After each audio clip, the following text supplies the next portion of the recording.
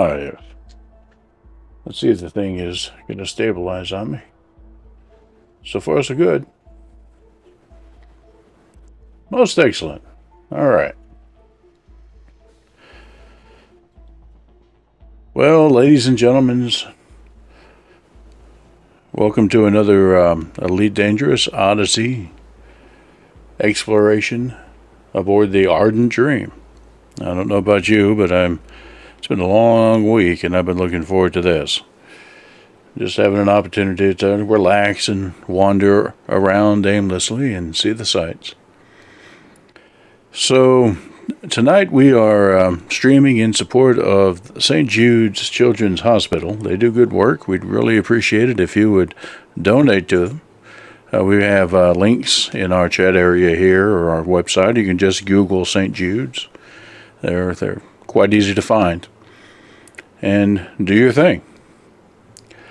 So let's see what sort of trouble we can get into with this big ship.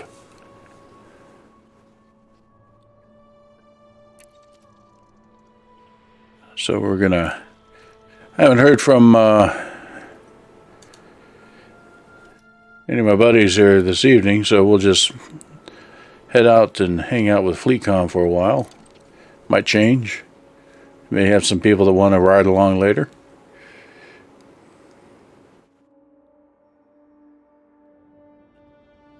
But until that time, then, well, ooh, wow, very dark.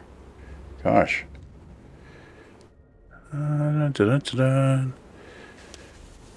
Okay, so, oh my, it is very dark. Look at that. Woo. Okay. Well, we this is where we parked, and it was just a very craggy moon. Let's take a look at what's going on out there.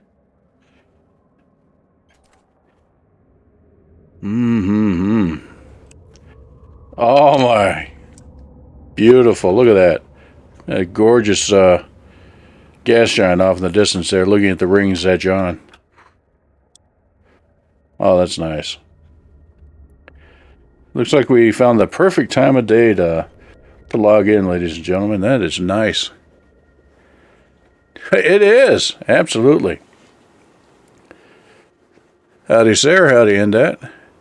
It is. We are in the deep shadow, the umbra of this gas giant that this little moon's orbiting, and you see there's kind of a thin line diagonal from the gas giant that's its rings, and we're just edge on to the rings, orbiting in the same plane as those guys. It is just a sight.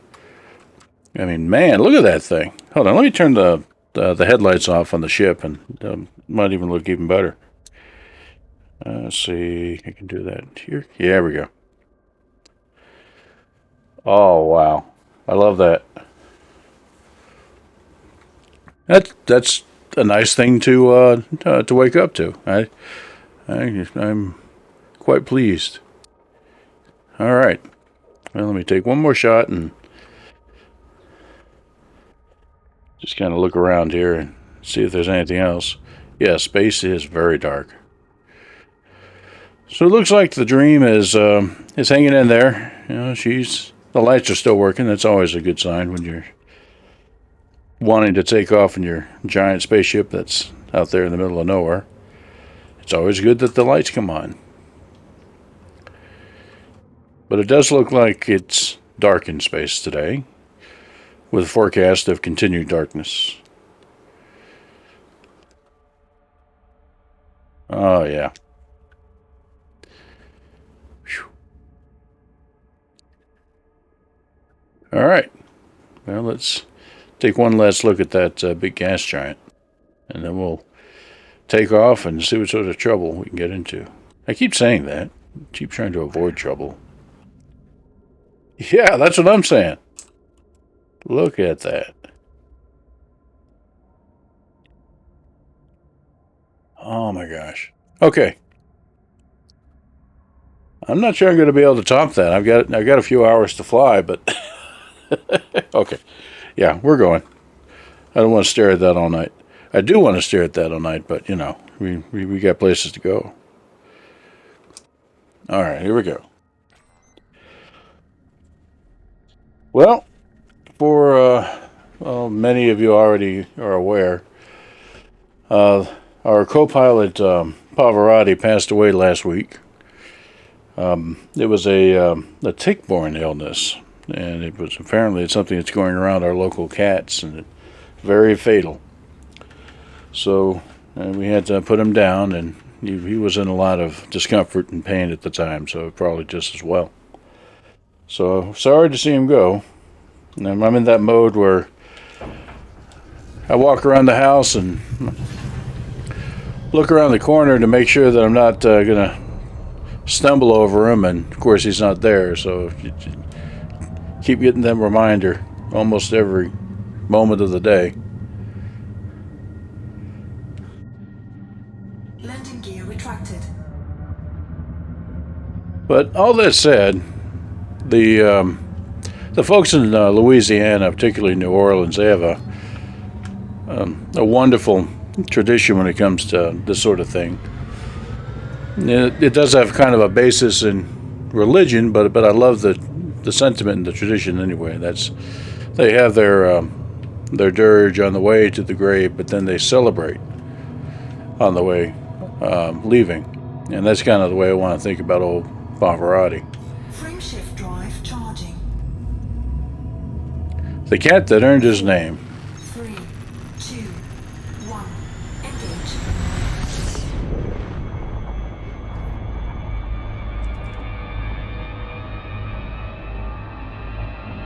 Yeah, there you go. Now you're seeing it. And as we get some altitude here, you'll get a better view of those rings. So we'll just leave it in that view for a moment as we're flying up and away from the moon that we were on down below.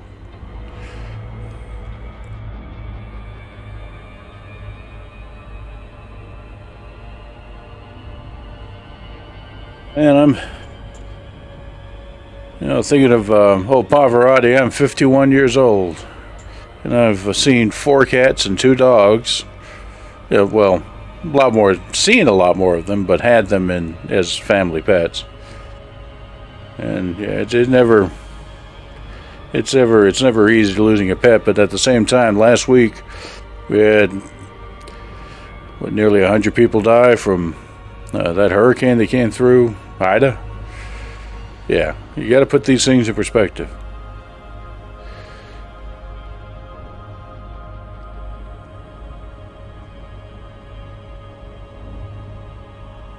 Let's see here.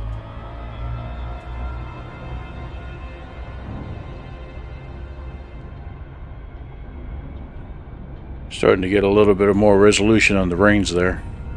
And I'm thinking that the gas giant itself will, as we angle away from this, we're going to see something of a sunrise. So that's what I'm kind of watching for here as we go. Yeah, you can see it, and you see the shadow of the big gas giant on its own rings. And here should be good our sunrise here shortly. There it is. Beautiful. Boom.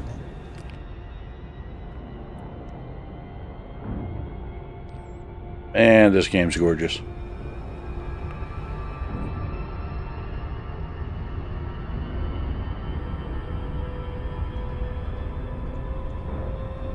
Yeah, this worked out really well. I'm very, very happy about that. Okay, well, let's see what the next system looks like. We got a lot of mileage out of this one. We're just getting started.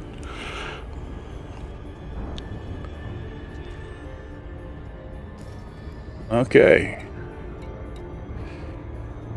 we gotta take a look at our course. So we're still following basically the same route that we've been on the past few excursions. We're just kind of wandering around. We'll end up there eventually, but we probably do 3 or 4 or 5, 6 systems a night, because you can blow through these systems like crazy, just pew pew jump jump jump. But if you want to sit there and try to see sights like we just saw, you gotta take your time and just work at it. All right.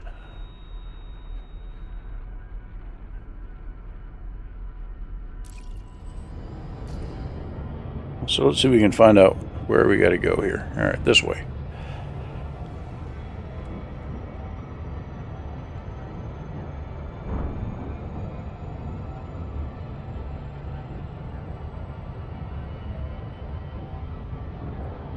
Frameshift drive charging. So it's another big, Class G, white, yellow. All right, so it's going to be a big one. This one's similar in size to our own sun. 4, 3, 2, 1, engage. I hope I remembered to park the SRV. Oh well, too late for that now.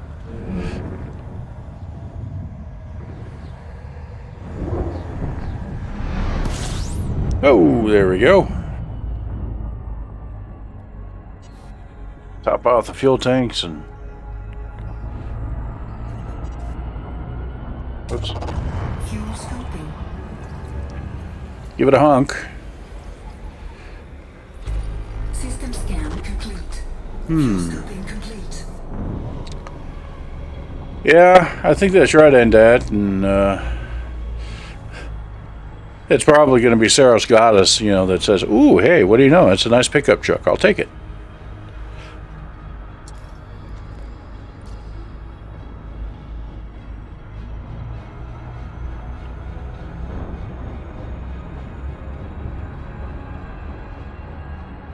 Although I imagine registering an alien SRV, with the local DMV, it's going to be a little difficult. What's the make on that vehicle, sir? It's out of this world.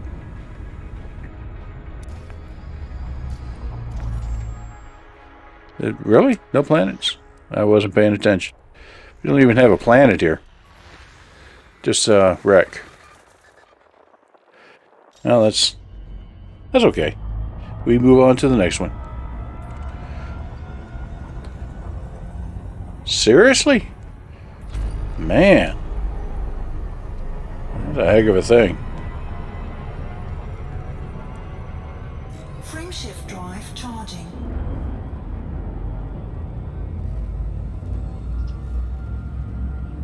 Yeah, you'd think that... Well, it is, wheels of bureaucracy, right? Turn, turn, turn. 4, 3, 2, 1, engage. Oh. Ooh, this one's a bright one. Wear your sunglasses.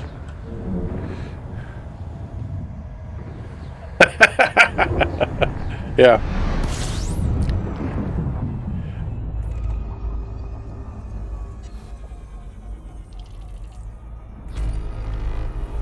"35 bodies. Oh boy. Fuel scooping. Fuel scooping complete. Lots of stuff going on in this system.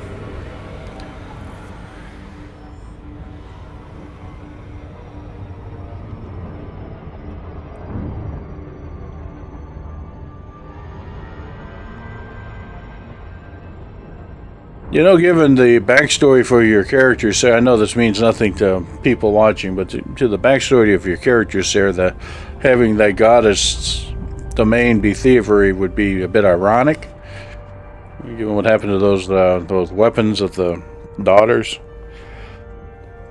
Let's see here. There we go. That's what I'm looking for. Yeah, there's a bunch of stuff here. All right, well, let's get to work. High metal content. It's a big rock with stuff. All right.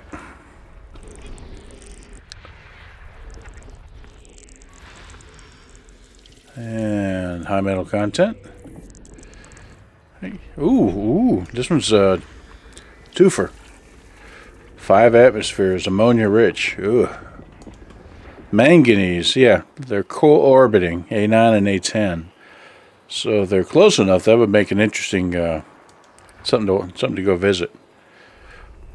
Co-orbiting planets.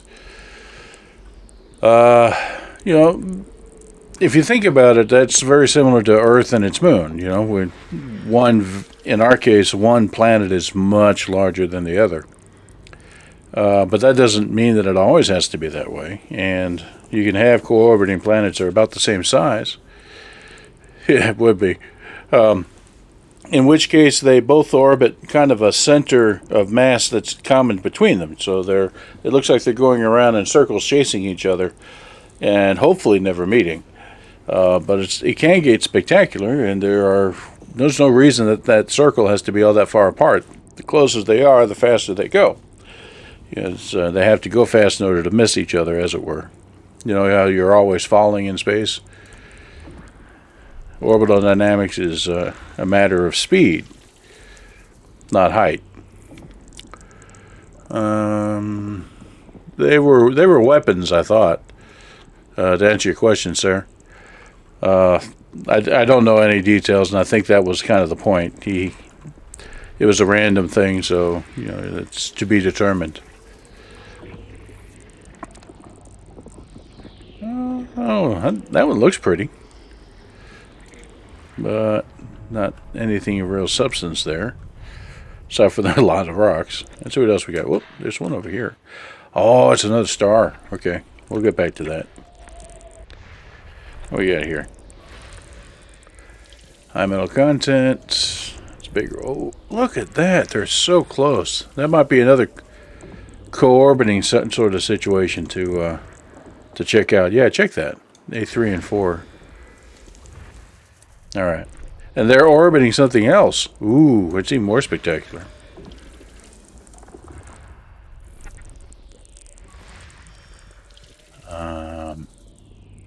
A biological. Hey, okay. Looks like we have something to go check. So A2 has biologicals. 3 and 4 are a tight co-orbiting pair. Yeah, there's all sorts of interesting stuff here. If we find one that's like just strangely anomalous, that's strangely close, then you'll kind of see what I mean by what that looks like in terms of you sit down on one.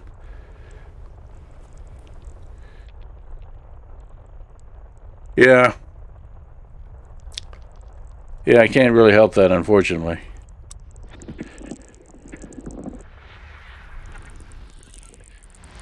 And part of that is, I think, the choices I made when I set the stream up. I wanted it to be quality, so it's spending a lot more time encoding the stream than it would be, more of a real-time Twitch situation, in which case I could respond quickly. But I think the point of Elite Dangerous, at least the way we're doing it here, is the beauty of the game. And so, that delay is something we can live with. We got gas giants? We got gas giants! Alright, let's check them out.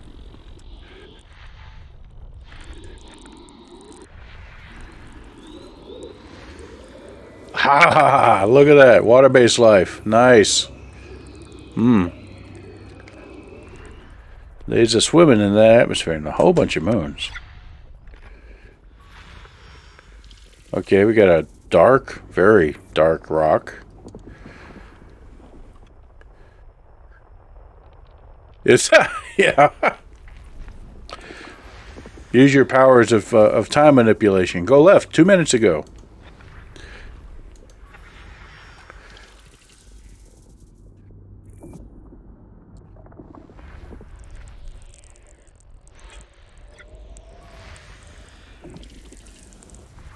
Oh, yeah, let's see here.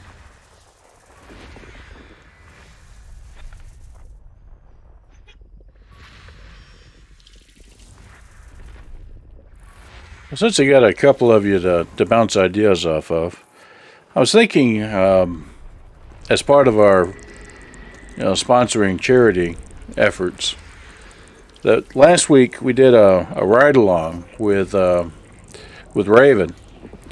And that was a lot of fun, particularly when we discovered, after the stream was over, by the way, that it is possible to get aboard somebody else's ship and drive their SRV. They can fly you around. You just have to have the Odyssey expansion and essentially physically be on the ship, which makes some sense. Oh, 150 atmospheres. Ow. Hurts just thinking about it. So given that, one thing we might offer as a reward for donations is a ride along in the Ardent Dream at some point. You know, if somebody plays Elite Dangerous, and if we have like a donation drive, we're going to have to come up with a proper criteria.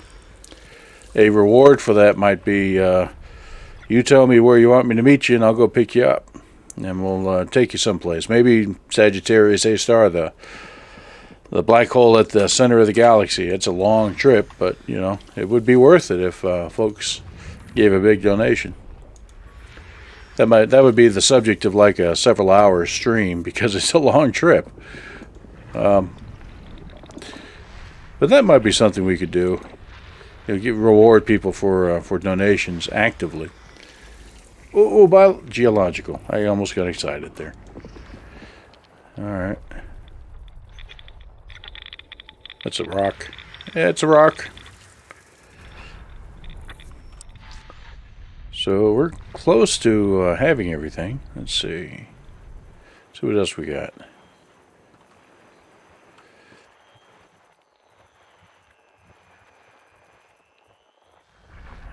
Yeah, that's everything in that area. Whoa. Gas giant.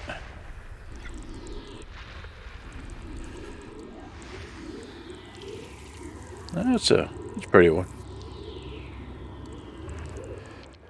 Looks like he has rings.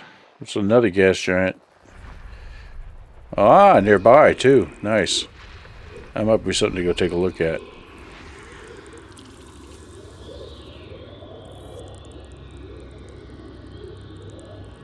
Mm-hmm. Yeah, like 14 would be fairly easy to set up, particularly with as long as they're in the primal data center. We could get people to meet up fairly easily, and figure out some way to make that work. And I guess the same would be true of WoW and Dark Age and whatever else we happen to wander around in.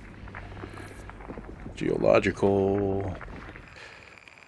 Yeah, I showed you geysers and such the other day, didn't I? Yeah, so you've already seen those. Well, what we got here is a couple of gas giants that are close. B9 and B10. System scan complete. Okay, so B9 and B10, but I think I want to start with A2. Yeah, these guys. They were so close.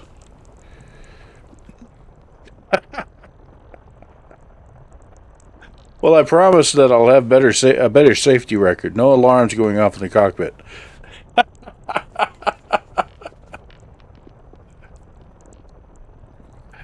Oh my, let's see.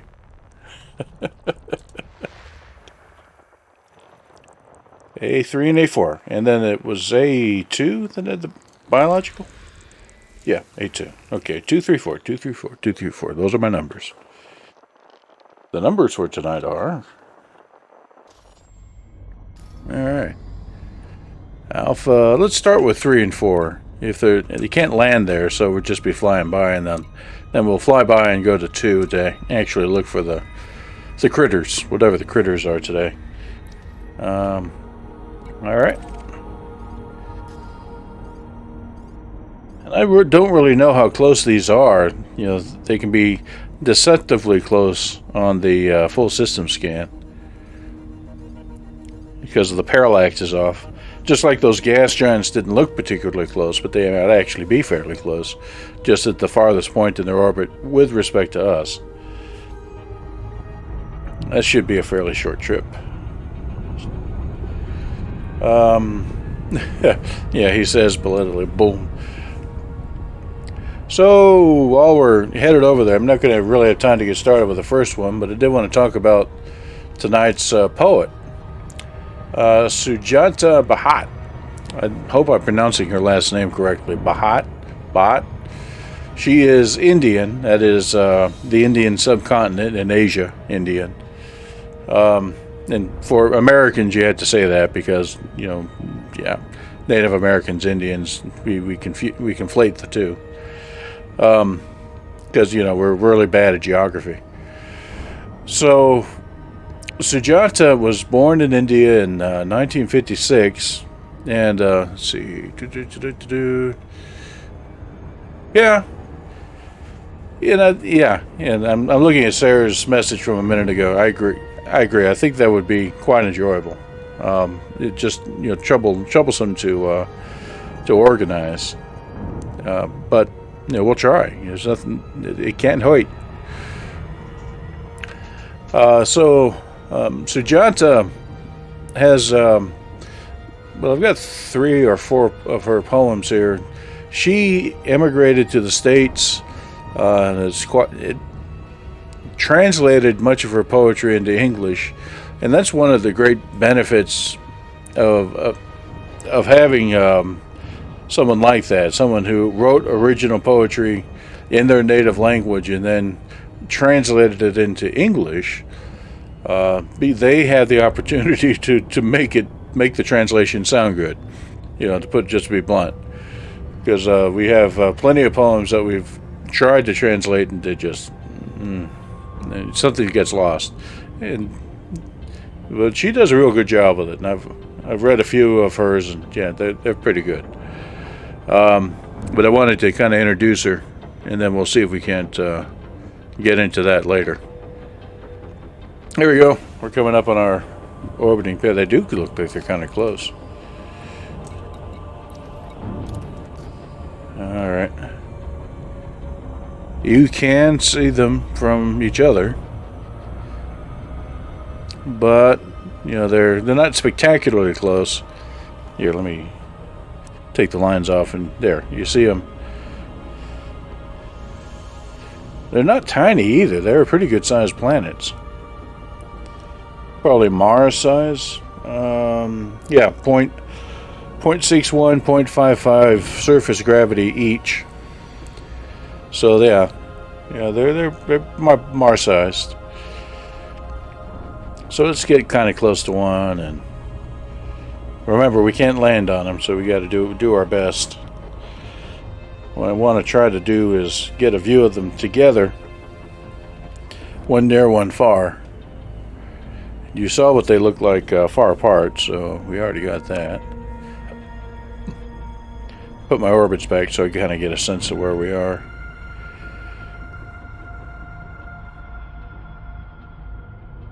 Yeah, these guys, they have thicker atmospheres, so you're actually seeing active storms. I don't recall what the atmospheric composition was, but I think one of them was ammonia, and that's no fun. Scoop it for your cleaning products, but that's about all I want to do.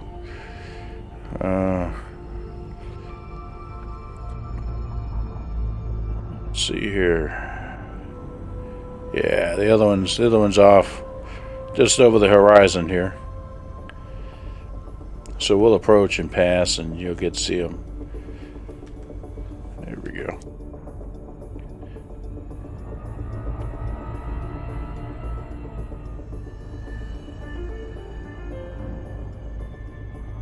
Actually, let me set this up better.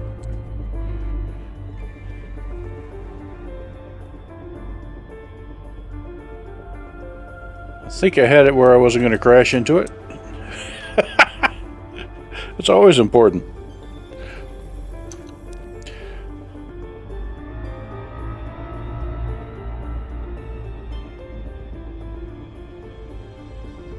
There it is. Yeah, it's not terribly close, but given the size of these planets, yeah, they must have hellacious tidal effects going on.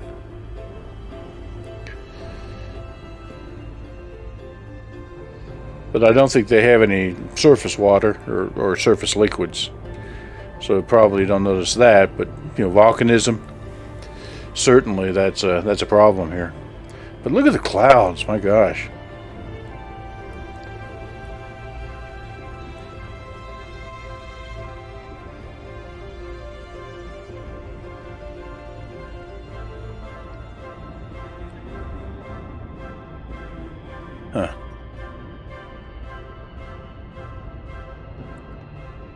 aside from the much thicker atmosphere, you could mistake it for Mars.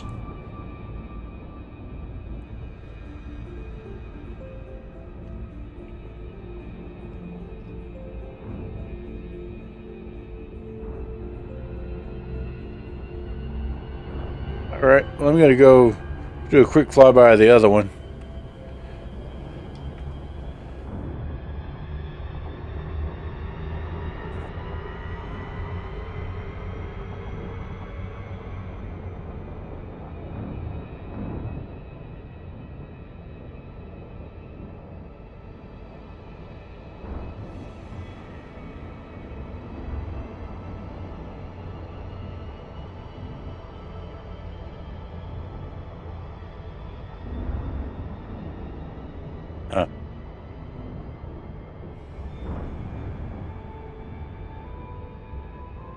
Alright.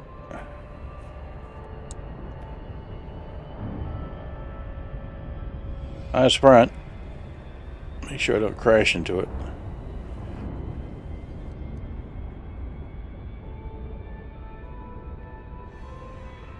Slow down.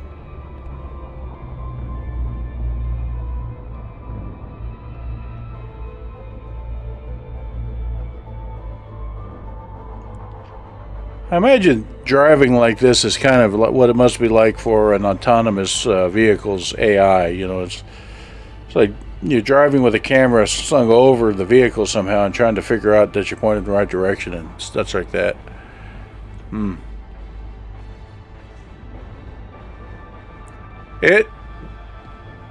Yeah, then that's, I think that's probably accurate, Sarah, about the 40-hour thing. They have gone through an effort on the first two expansions to cut that time down. You know, for players such as yourself that are just experiencing the content for the first time. But any of the newer expansions, yeah, it's every bit of that, if not more. And that's not counting if you do any side stuff, you know, to fill out the story or any of the raid content. So, yeah, 40 hours per expansion is not unrealistic. So that's very much a sister planet we have here. Coloration is about the same. Another thick atmosphere. So you can see that they are cut from the same cloth. I don't think you should rush it. I think, in fact, there's some benefit to you if you don't. Because when the new expansion comes out, you're going to see a lot more of the old Zen show up. And there'll be people around that you can kind of team up with and do this content without having to do pickup groups. And I think it's a lot more fun if you have, you know, folks that you know, friends that you can just kind of cut up with. Okay. I ain't going to stop you.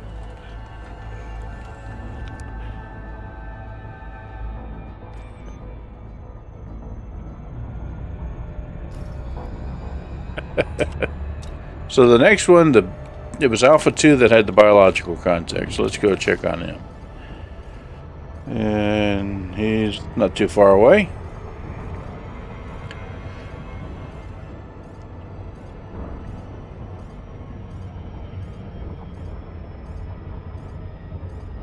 So, headed back to the star. Did I turn the orbit lines off? Yeah, alright.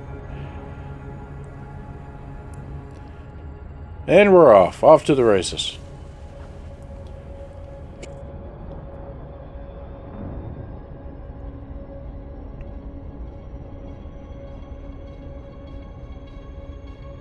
When I was looking over Sujata's bio, I think she may still be alive. I don't know. I had to read a little bit more about that, but that would be pretty cool. I haven't really read a lot of contemporary poetry. But now that we've done this, you know, kind of reading poetry project on Elite, I've gotten more interested in it. So we might pick up some more of them. We're kind of crawling out of a gravity well here. We're picking up speed. Off we go.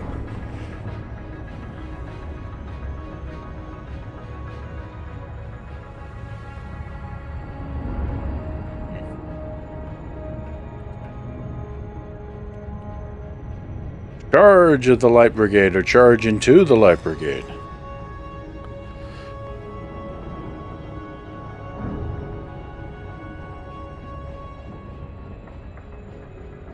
This was pretty close to the parent star.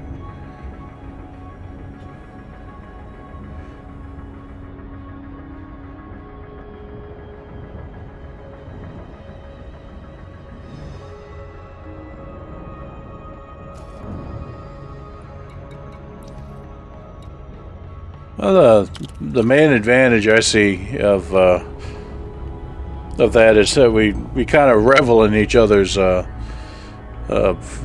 mistakes. We just don't take it too seriously.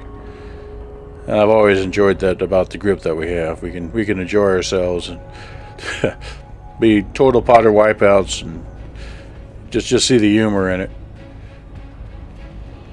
And then we can do stuff like this. We can just put the guns away and go around and see what the game has to offer visually. Just enjoy ourselves doing this stuff too.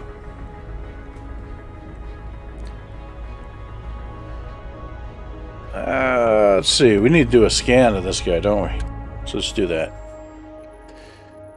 Alright, here we go. It says 6 probes. Well, we'll see what we can do with 4.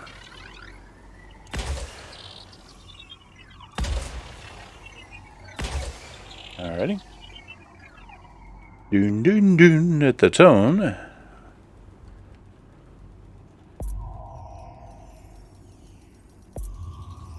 Oh, he is kind of big. Surface scan by 50%. Wow. Surface scan complete. Oh, we did it.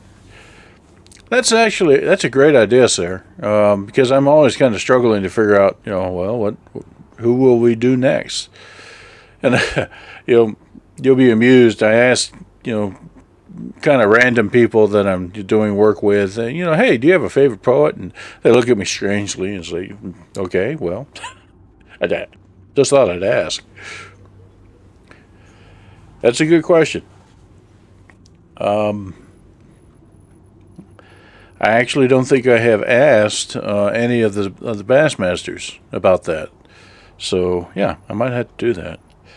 And then if we get a decent enough list, we can make a poll out of it and say, what do you want to hear next week? Bacterial colonies. Okay, well, let's see if we can find some of these critters. Sometimes they're pretty hard. They're tiny after all. I know I have learned my lesson. Land the ship, walk outside, and they should be right there. Just don't drive off in the SRV and, you'll miss it. All right, here we go.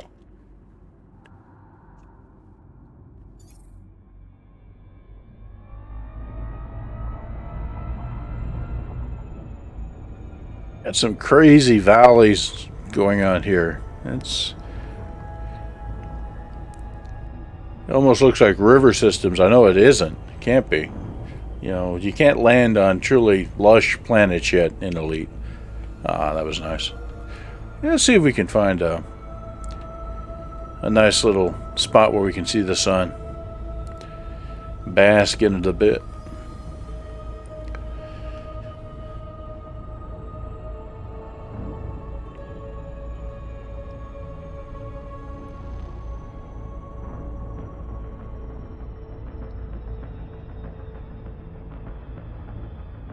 So Alpha 2, 0.5 surface gravity. Yeah, that should be fine. All right.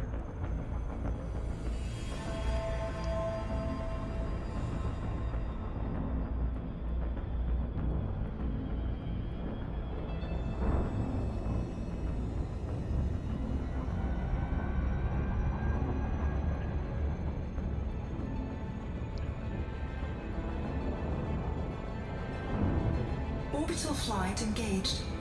Yeah, alrighty.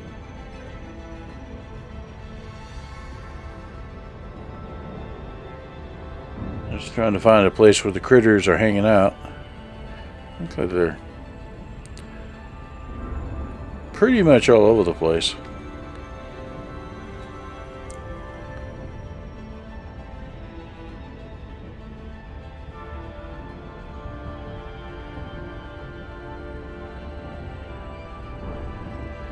All right. Well, let's start with you, Sarah. You can make it official. What's a poet that you would like to hear at some future time?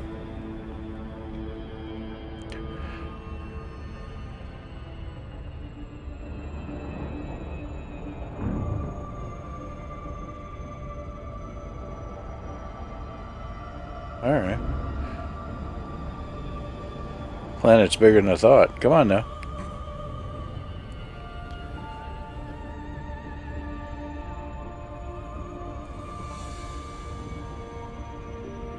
It's very craggy over there. Let's try over here.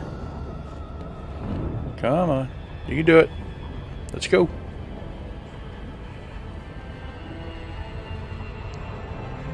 There we go.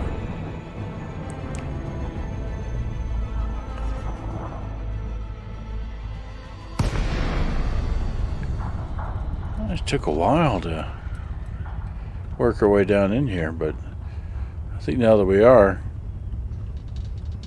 that's looking pretty good. So some mountains off to the right. Let's see if we can hit this valley that's in front of us.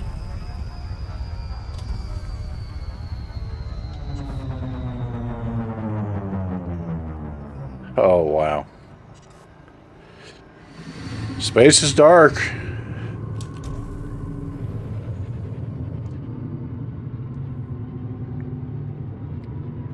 I can't really make out if there's a good spot to land down here or not. It's a lot more craggy than I thought it was going to be, though. Oh, wow. Look at that deep red.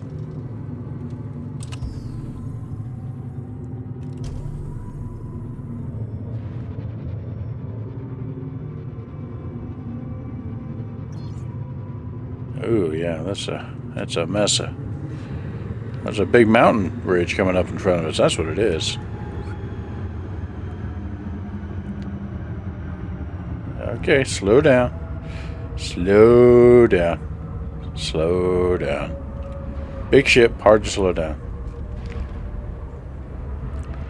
See if we can maybe land on top of that. Oh, wow.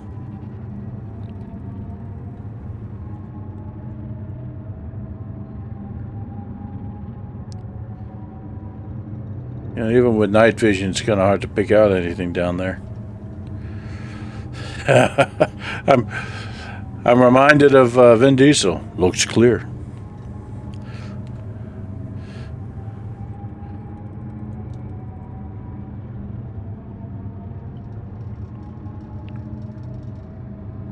You look at just crazy, yeah, that's just crazy surface on this, like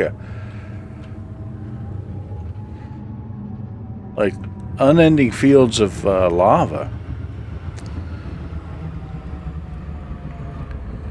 All right.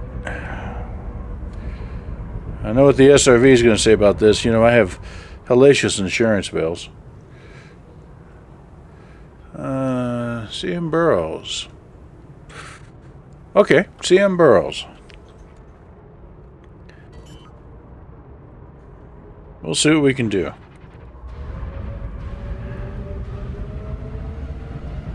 Landing gear deployed.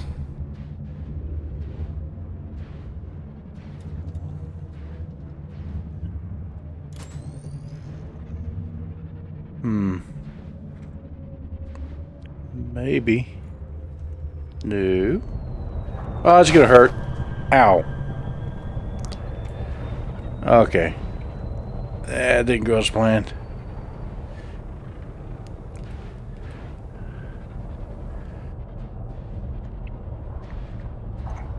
Yeah, came in a bit too sharp there.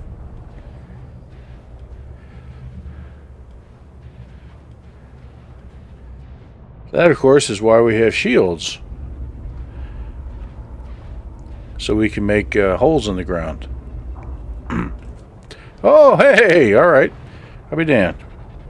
Did we find a spot? Yep. This might work.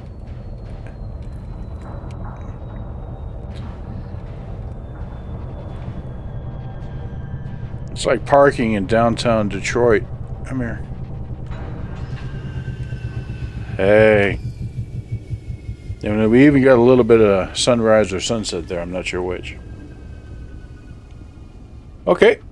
Well, as I said, I'm learned my lesson. First thing to do is just step outside. She can hang out in here. All right.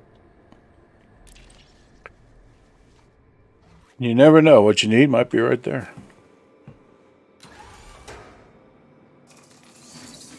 Wow. Oh, that's going to be hard getting back up. I'll worry about that later.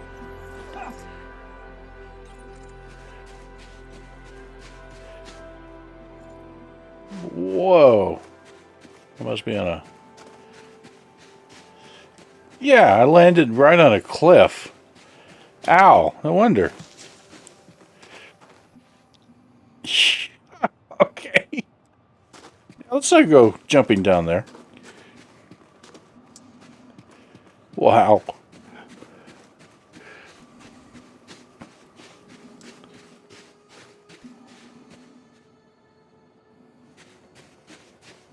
You're a little concerned when the front gear of your giant spaceship is barely touching the ground. It's like,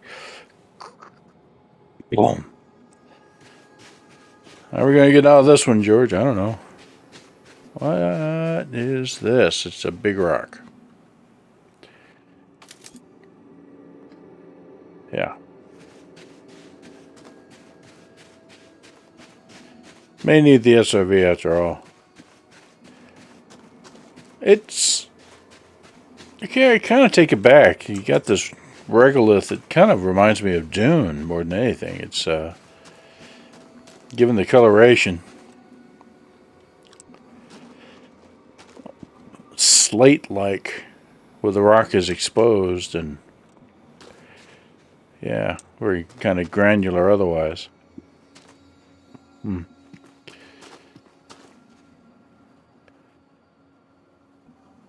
Oh my.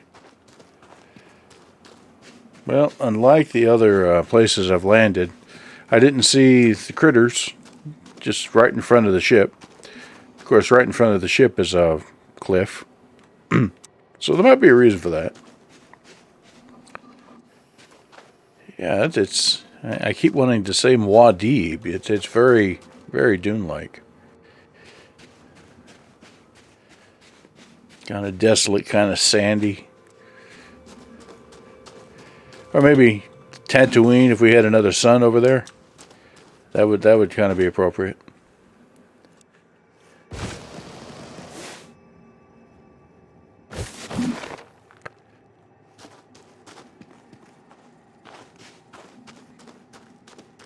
All right, well, let's go get the SRV and go looking for critters. I do find the rock formations particularly fascinating. Why do we have these like right angle formations like that?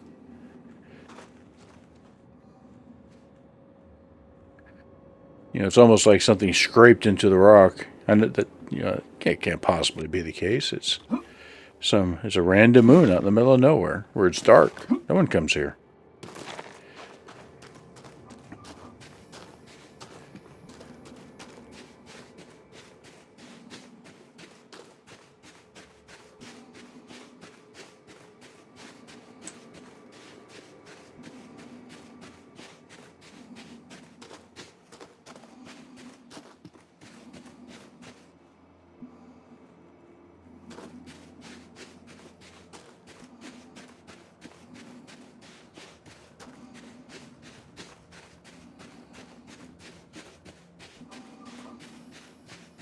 All right.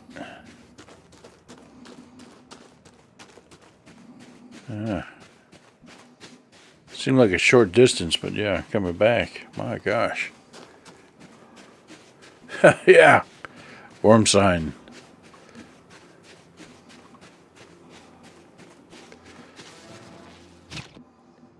Alrighty. Get back aboard and get in the SRV and drive around a little bit.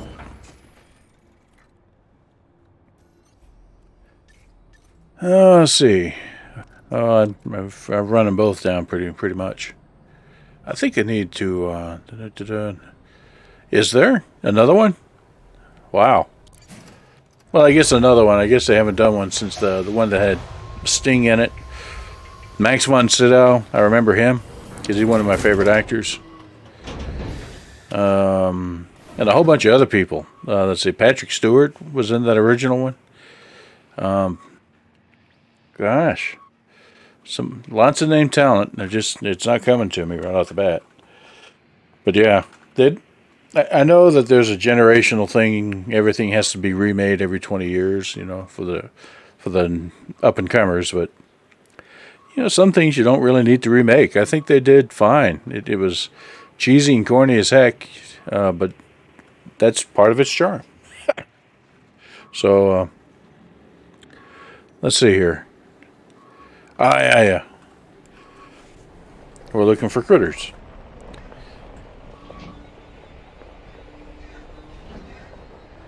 Oh my god, look at all these rocks. Woo!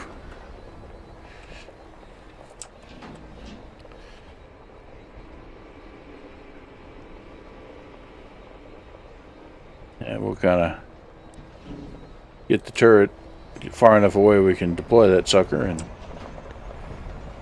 see what we can see.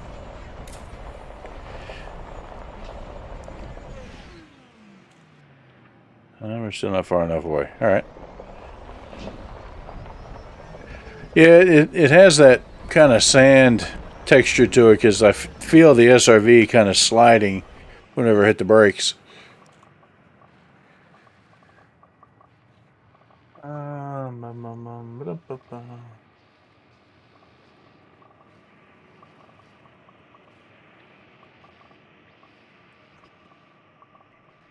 No, I think people are watching the Discord, and I actually prefer that sort of thing go there myself.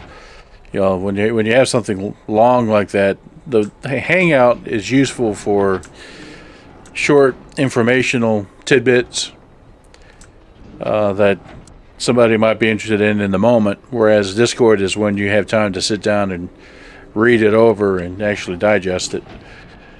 And that may not be the way everybody handles Discord. I'm sure it probably isn't actually. But it seems like an efficient way that we can use it. Long form in Discord and short form in Hangouts. Fuel reserve. I forgot to top off the yeah.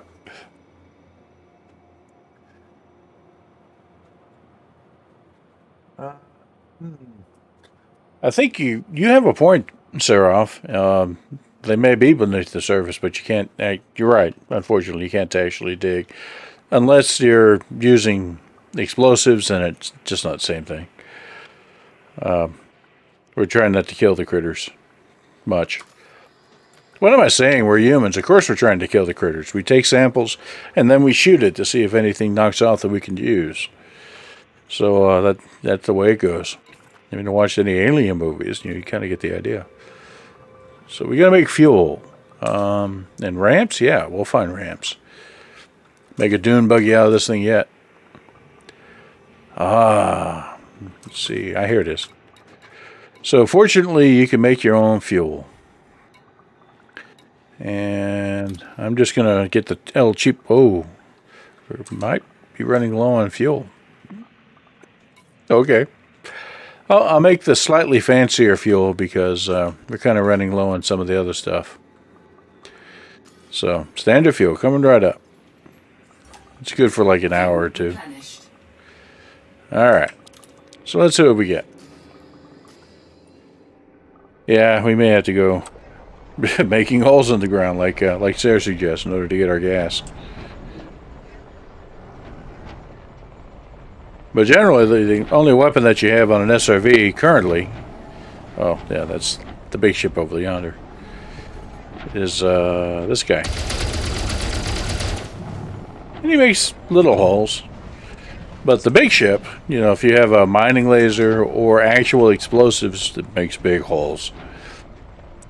But unfortunately, not on a planet. You know, it's again, it's kind of like Space Ghost, Coast to Coast. You know, where Space Ghost teases Brack about it, why he never stands up, and he says, "Space Ghost, I'm not animated to stand up." So yeah, it's a budget problem. You think we could implement a shovel in a game that has giant spaceships, but you know. If it ain't in the plan... we got... Oh, critters! We found the critters! Yay! Okay. You know, that reminds me of the way that happened. Yeah, the last time I saw a scene quite like that was in 2010. You know, where dudes in the capsule going over, you know, it's full of stars, the big monolith in space, and suddenly he sees something interesting, you know, something green under the ice, and then boom. And so I lose more SRVs that way. All right. We're gonna get out, you know, like the fools we are. Well, not you. You're the smart ones. You're staying behind and watching this, you know, on the found footage roll. Hey, there's a wreckage of a cutter over there, and, you know, we're just going to go down and check it out. So what did this guy screw up? All right.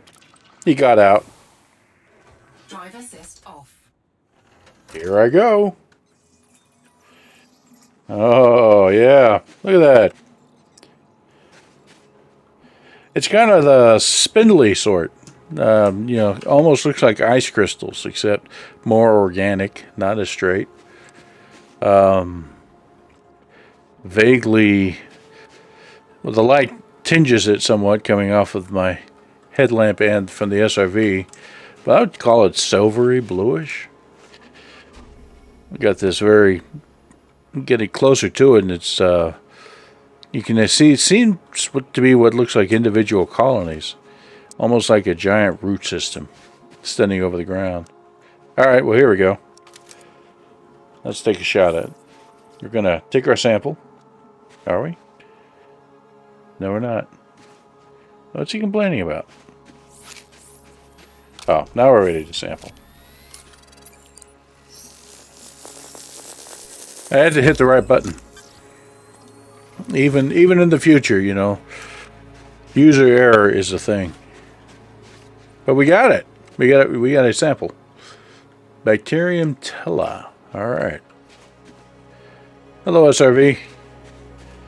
Let's hop back in and see if we can find some more of that stuff. So the critters weren't that far.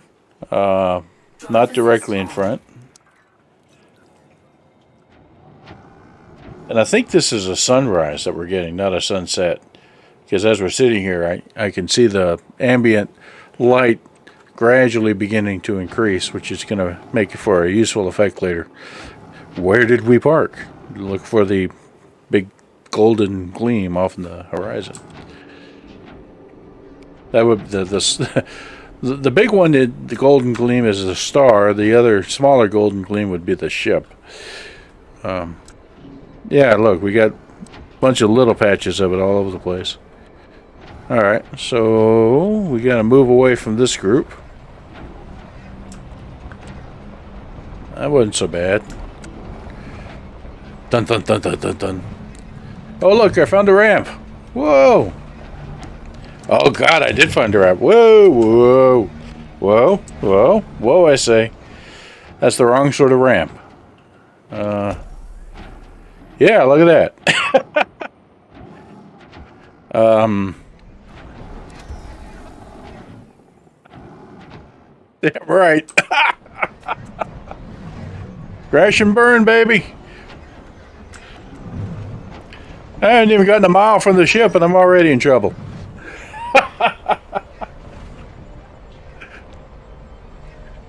Oh boy. Well, thank you, man. We aim to please. Oh gosh. All right. That challenge avoided. Now let's see what else we got out here. It's a little further out.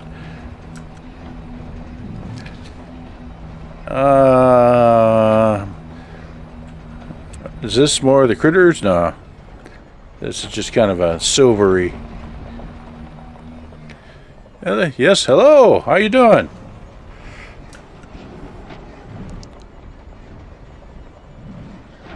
My gosh. I really do like the consistency of the soil. I mean, it's got that wonderful. Yeah, I almost feel like I could pan for.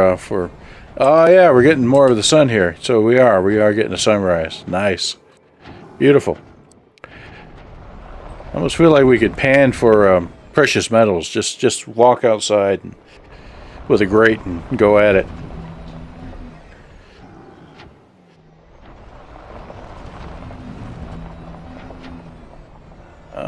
Looks like we're just riding these dunes. It's almost like riding waves at sea, up and down, up and down.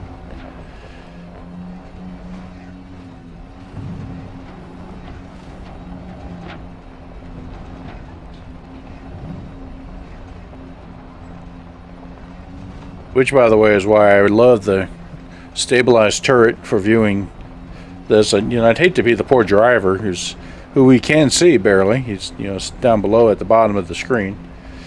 We see his little screen there. Poor guy's getting bounced around like really is in a sand buggy.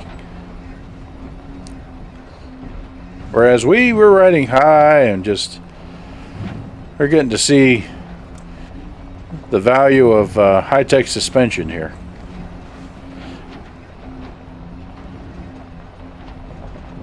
Are we about to find another cliff? Whoa, yeah. Oh my gosh, look at that. We were finding the other sort of cliff. That's a really amazing ridge line over there. Pretty much end to end. All right, yeah, let's see what we got coming up here. I think it'd be more fun to encounter it, the way that you would naturally, smack in the face. Be nice if we had some of the critters around here.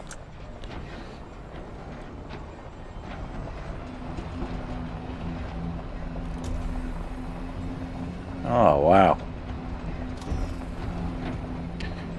Yeah, that's a big old formation over there.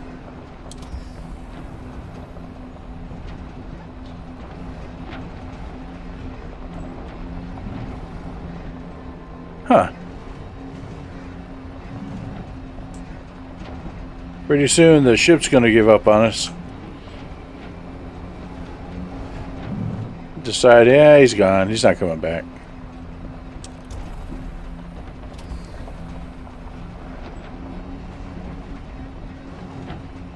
But that's not true. The ship is where the coffee is. Even explorers need coffee, or especially explorers.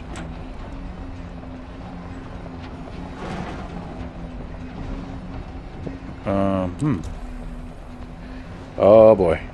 So, what is this? This is like a crater in front of a cliff, or a crater in a crater? What are we looking at here?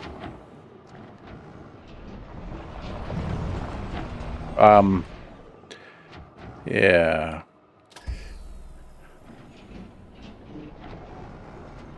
Looks so much safer on the scanner.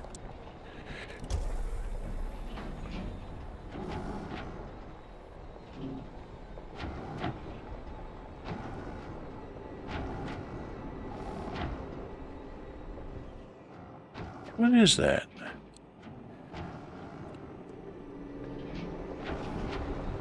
I think it's just kind of an odd random rock formation, but I hadn't seen anything quite like that on this planet anyway, so. Alright, well, let's go down there and check it out. I'm curious.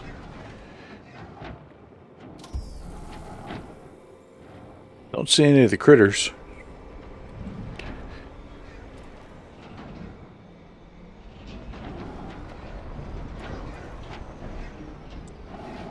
Yeah, this is looking like a little crater. You got the little kaplump, the drop in the middle.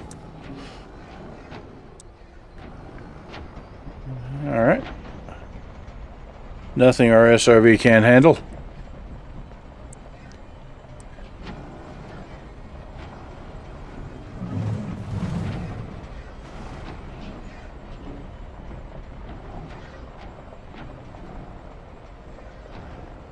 Oh yeah, here was that ridge that we saw earlier. Looks even more spectacular up close. Yeah, let's get past that.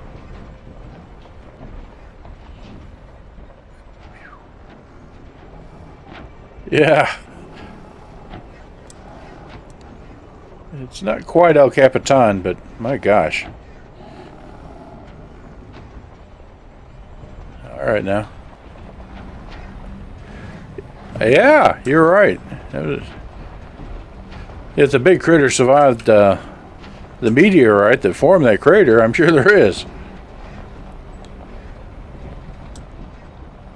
Alright, let's see if we can make this climb. This will be interesting.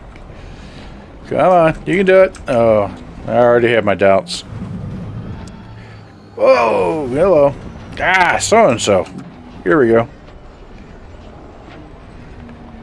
Who put that rock there? Alright, alright. Well, got an interesting little valley here. Yeah, like a funnel. Again, I don't think there was what? Oh, come on. You did so good. You're saying you can't get past a little rock? Yeah, that's exactly what he's saying. Alright, we can do it. You can do it. Come on, buddy. Crawl out of it. Crawl out of it. That's right. With a sigh. Oh, hell. Okay, it bucked out of it. Yep, almost. Whoa. Guy, vey. Whee. Okay. So let's take a moment to take stock here. And see what sort of trouble I get myself into.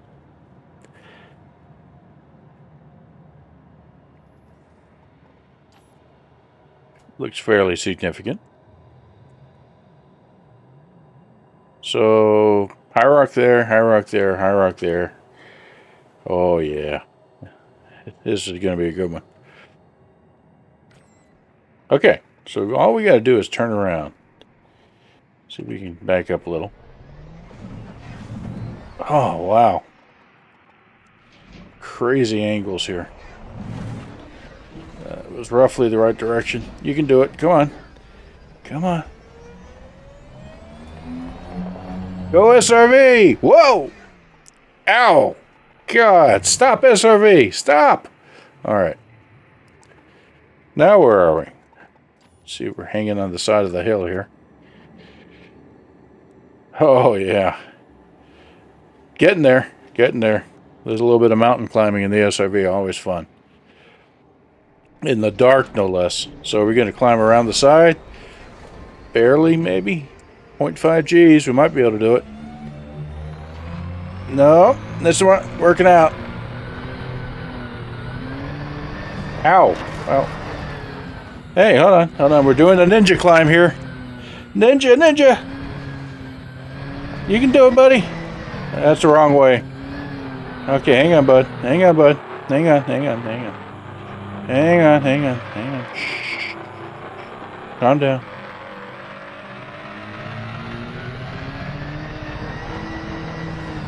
Alright. You got your turn the right way now. Calm down. Alright. Yeah. That was interesting. I didn't know we could do Naruto with SRVs, but we're learning something every day now. Alright, just take it easy. See if we can do a little gentle 3-point turn here. Oh, wow. Okay, turn it around. Yeah, there we go. I see light. That's the right direction.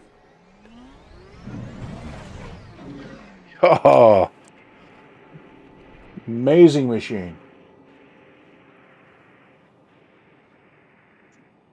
That's reassuring, Sarah. You'll come looking as soon as you. I know what it is. I left all of the coffee in the ship, so there's a great treasure trove there. That's what you're really going to come looking for. When they do have these shows where people are out there, rescuing the explorers, they didn't tell you what they're really looking for. Oh boy. All right. Yeah. See if we can just nudge him a little. Oh. Well, that looks pretty. It's not so bad. Let's go. Come on, buddy. Getting those jump jets working out here.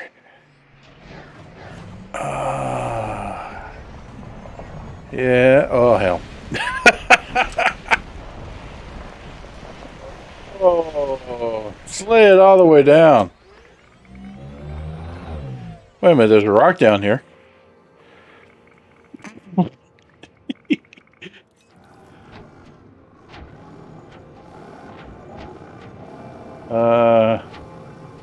Oh, wow. We are so close. Okay, now. Okay, we can do this. Stop. This way. Yeah. Head towards... Yeah. Head vaguely towards the light. Alright, come on now. Oh, this... Come on, almost. Let's get a little bit down deeper in the valley. I'm going to kind of... Whoa, critters! Is that a critter? No, just rock. Get so excited.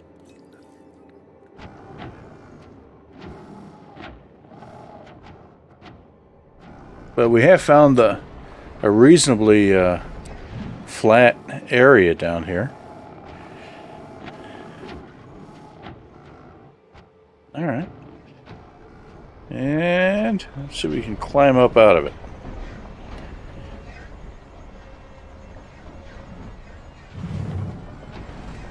Come on.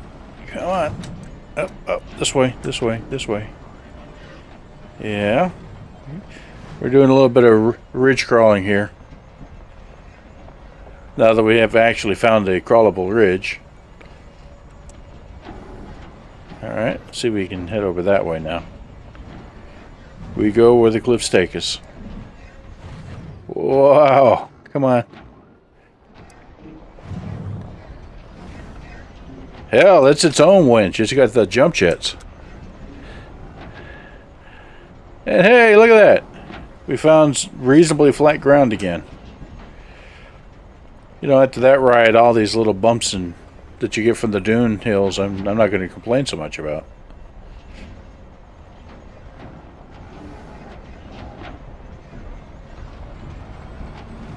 I was about to brag I only lost 2% hull, and then we reached that cliff again, so alright. I won't say that.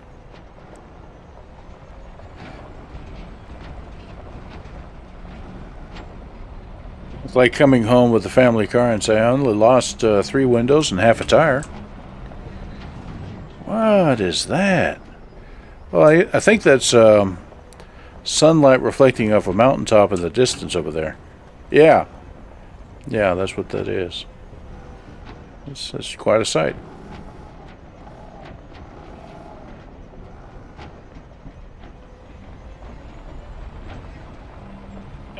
Alright, good deal.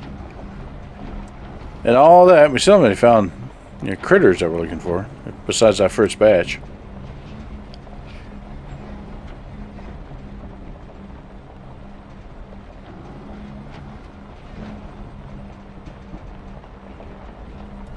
Well, no.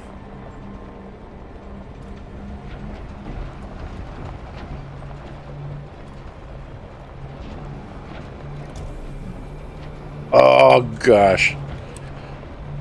So that scene on Interstellar? Where dudes finally realizes those aren't waves? Oh, boy. What have I got myself into? Well, nothing for it. We could ride the valley for a little ways. It might be easier for a bit.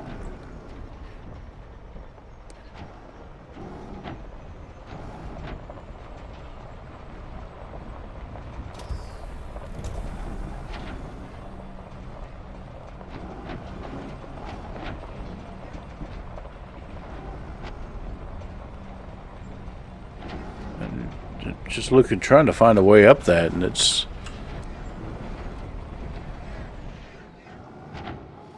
just folds upon folds.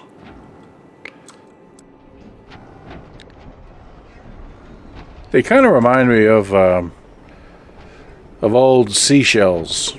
How you'll get that effect where they sticking up out of the sand like that.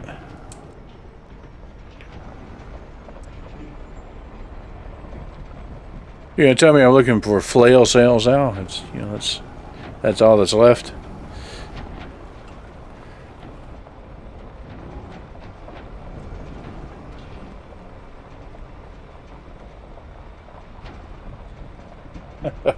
All right, good deal.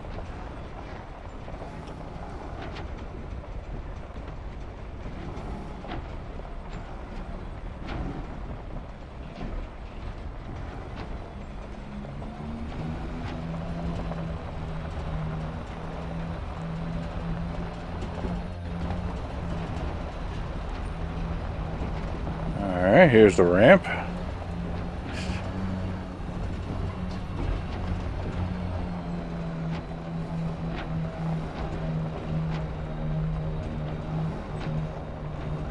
Just seem to get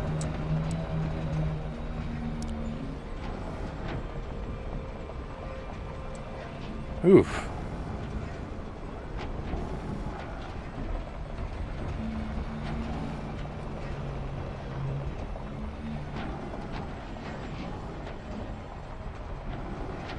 Ay, ay, ay, ay. Whoa, whoa. Okay. That is very down.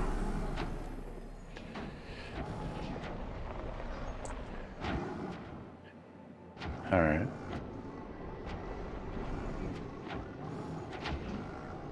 I could make it this way. Hey, I think... No.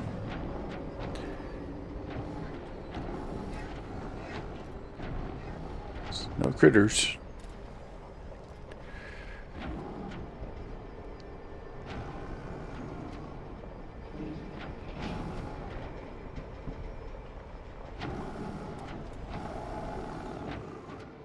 It's like being on a mesa. Having to get off and then climb up the next mesa.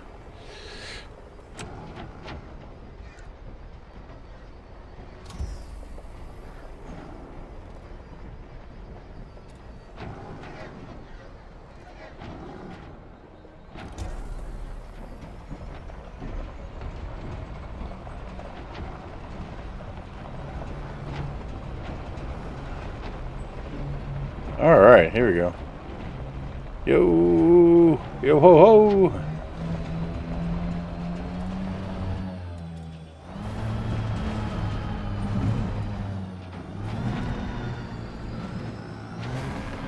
Okay, whoa, whoa, calm down, calm down. Good SOV.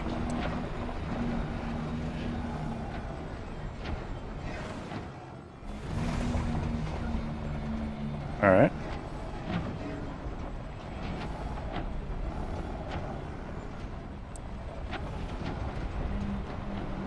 Man, the things we do for science.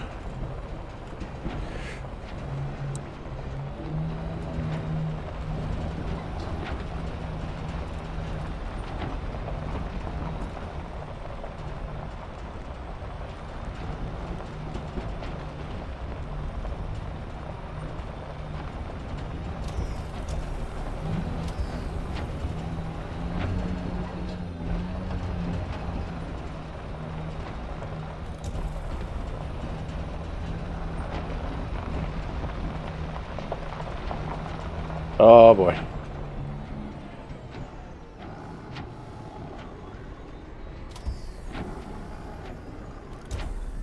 All right. Well, roller coaster time.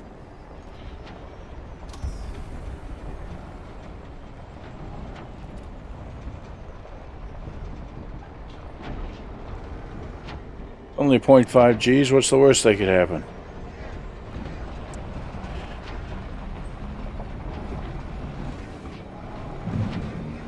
Crunch.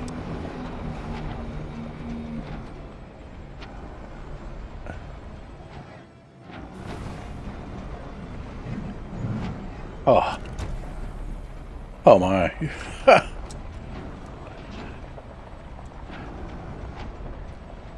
Yeah, I'm kind of expecting horses to ride around the bend any time now, you know?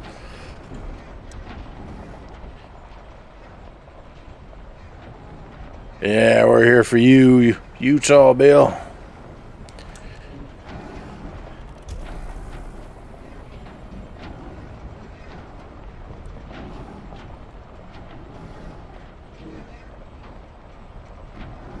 You took one too many donuts from the donut jar.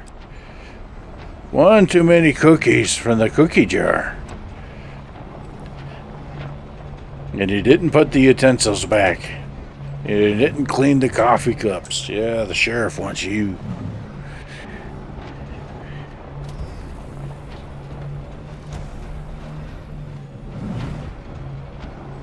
I swear, there's going to be some guy with a sniper rifle on top of one of these cliffs. You're taking pot shots at varmints in the valley. It's just it's a western, except, you know, no air. Or very little. Actually, there is air. I didn't catch with the atmosphere. Oops. Hold on. Pay attention.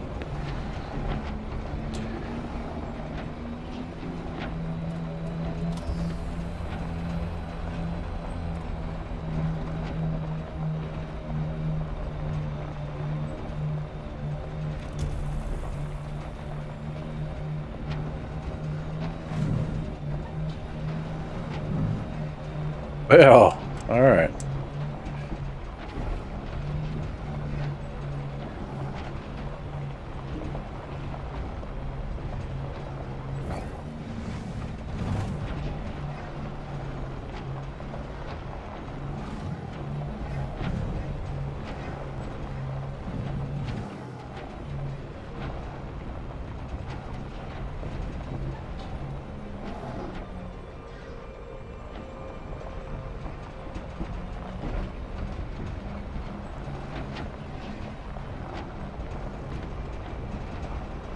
Okay, okay.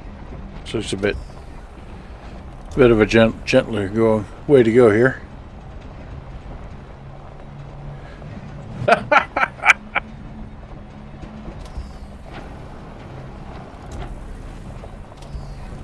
Well, the only answer I have is for entertainment's value.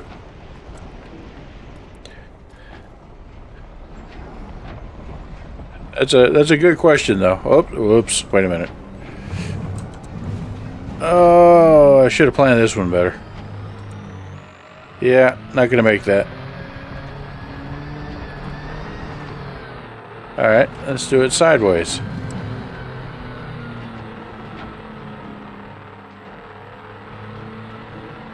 Yeah, yeah.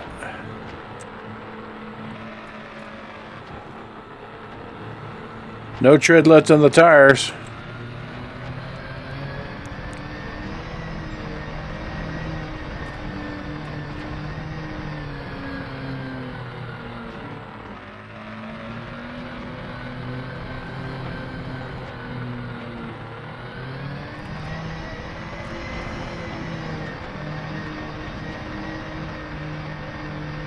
Yeah, I sure will. Almost, almost, almost, almost. I'm gonna regret this.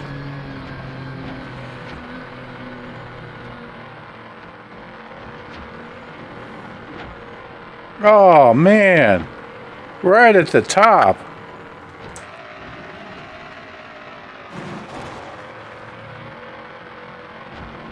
Ah. And we're gonna lose it. Okay, we can maybe go around here. Oh, that's looking very dire.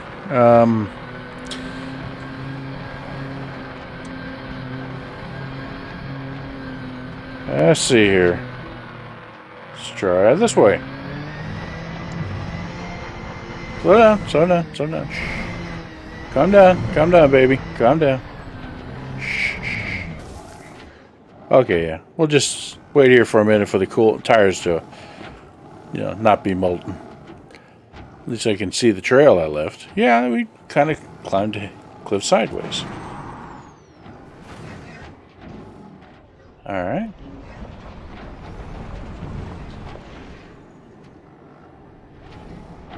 Yeah, we're going to be ridge riding again. That is down there.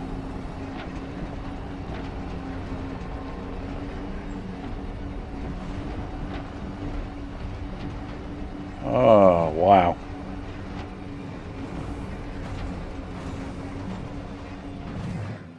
Hi, vey.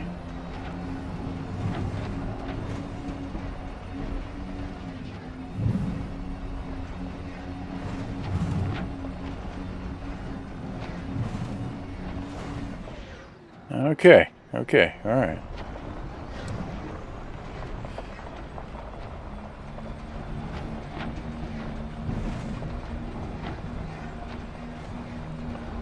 Yeah, I want to see somebody try to call an Apex shuttle out here.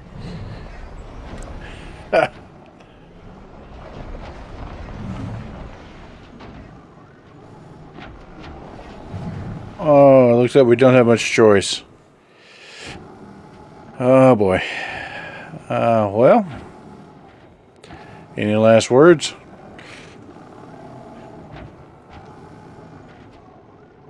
Yep.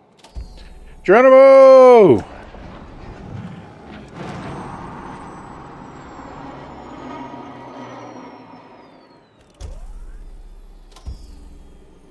Ow. Ow! Fudge, that hurt. Ah.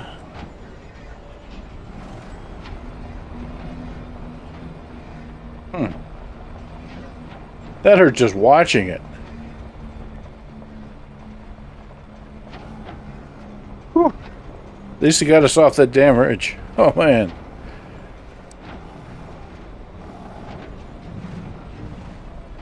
Yeah, hang on. My guy needs to get out after that. That was concussion worthy. Drive assist off. Hi, vey. See what's left of this thing. Yeah, all the tires are flat. Oh, man. They are. It's amazing what this vehicle can put up with. The driver less so.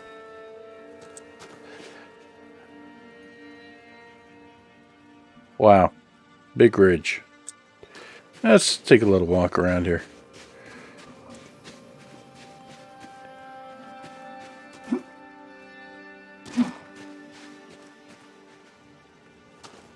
What do you think of this? Is foreshadowing? You think there's another valley waiting to whee? That down he goes.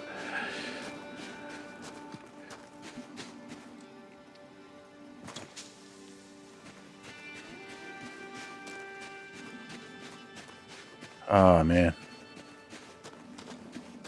The topology here is just amazing.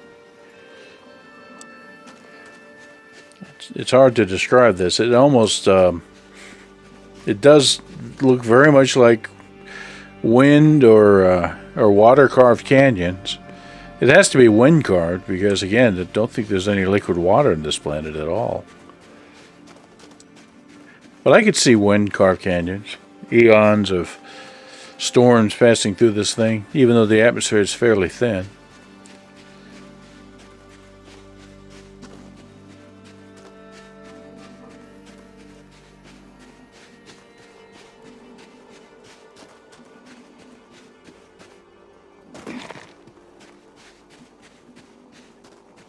Yeah, it takes the SRV to climb these hills. You try to do it with a guy, and it's just kind of disastrous. You talk about disastrous, that would be, I'm pretty sure. All right. Well, let's see if we can climb our way out of this little valley.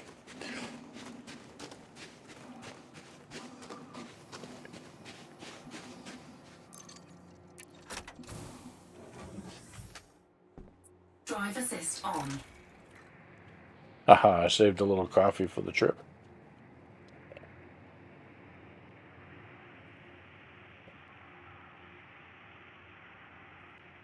All right.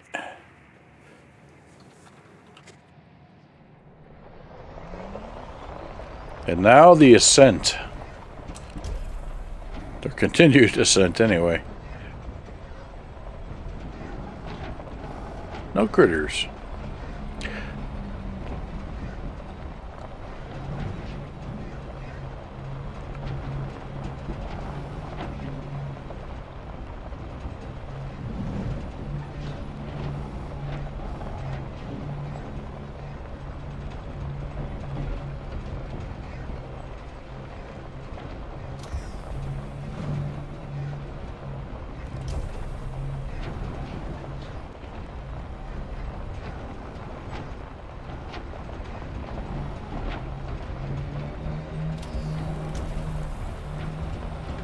Let's see. And it's still hilly and craggy, but not nearly as bad as what we've been seeing.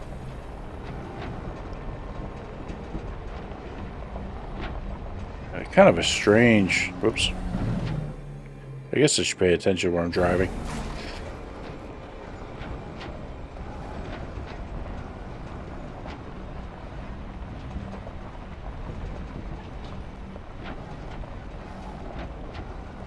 Yeah, I wanted to avoid that. I think a formation like that down there would be kind of hard to get out of. These SRVs are really good at ridge crawling, as you see, and you find a ridge line that you can be a fairly narrow one too, and you can just kind of crawl along, and as long as it's not too steep and the gravity's forgiving. And the game also seems to take into account the surface material, so you can slip and slide. And some planets' surface material seems to be more slippery than others. This one's fairly slippery. It's kind of like fine sand, glass. And yeah, I do mean that. I'm pretty sure that's what we're looking at, silicates. And they're not too small either. So you have quartz, say ground quartz, that's all over the ground here, and that's kind of what you're seeing. This reflection mixed in with, the reddish tinge is perhaps iron ore and such like that, rust. But anyway, you put those together, and you have this wonderful dust. Almost like a cement with the way that those mix together.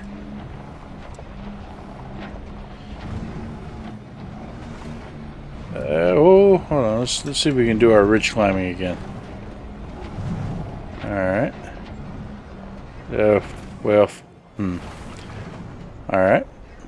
Down one, up the other.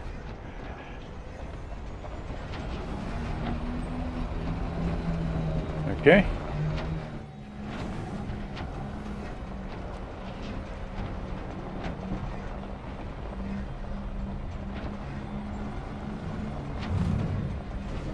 And while I'm aware that this is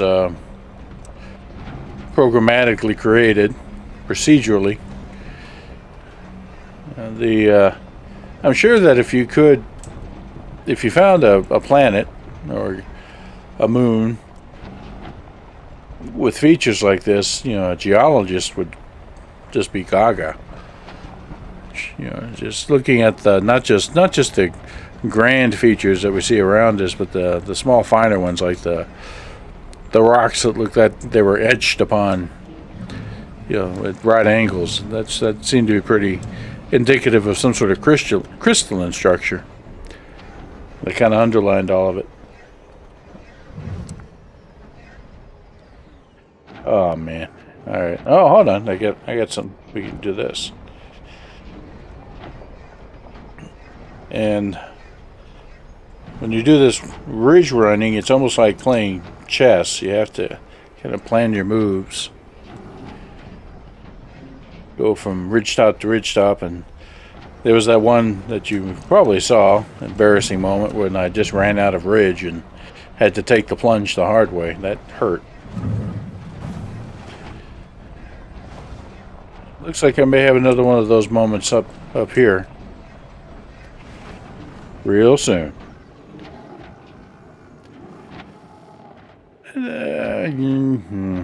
Yeah, I probably need to get down off of this.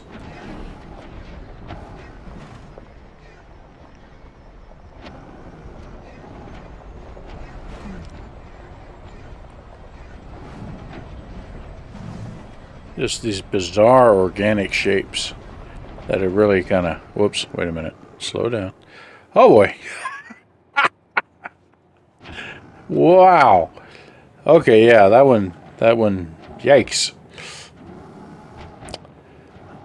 Yeah, I ran out of ridge again. Okay, well, let's back it up a little.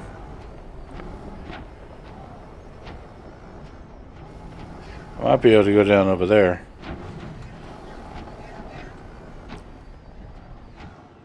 Shoo.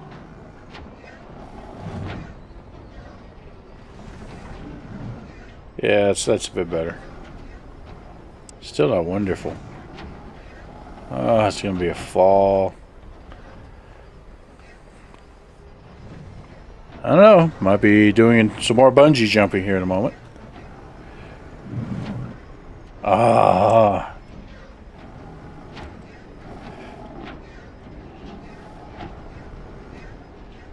It's kind of like what I imagine driving on those steep, dangerous mountain roads that you always read about. Like the most dangerous, isn't it Bogota? A road near Bogota that's the most dangerous road in the world.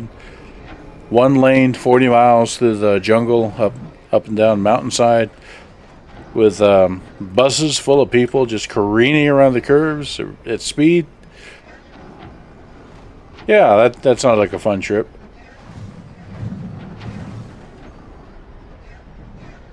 Ah, here we go. Okay, we might be able to make it down this way. Yeah, that's a lot better.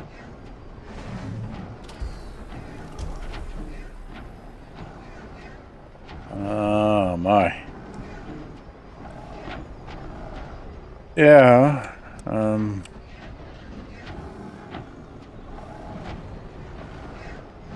We're gonna be sideways for a while. Hope we don't slip. I think we're gonna slip. Let's see if we can do this one. Yeah, slipping already.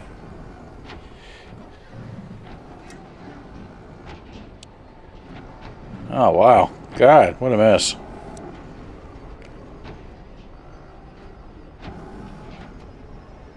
Alright. So I'm just kind of hairpinning my way down the side of the cliff. I'm now sliding down the cliff. But that's okay. It's much shallower. Alright. Stop, damn you. Now I don't know how to get out.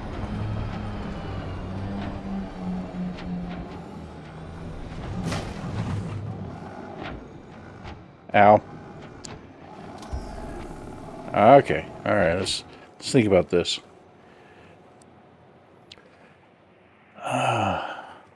Okay. Now we have another challenge. We're kind of stuck in one of these valleys. So I can get us out of the ravine a little bit with the jump jets. But it's this sharp climb right here that I'm worried about.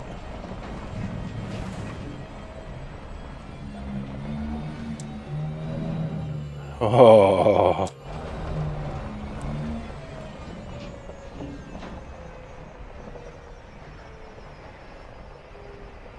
Okay, all right, that's part one. Let's see about part two. Right here, I think.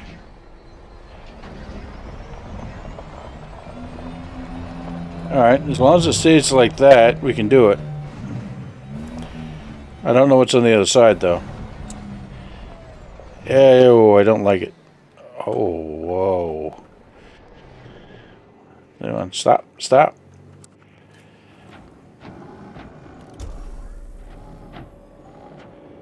Oh my gosh.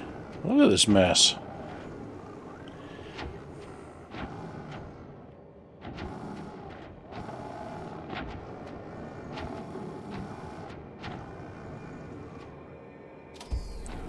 Yep.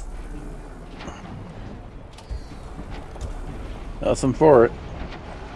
You gotta go where the curve takes you.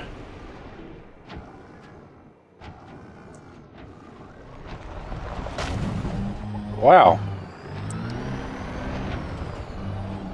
Looks like that rock exploded on me. Okay, new discovery. Explosive rocks.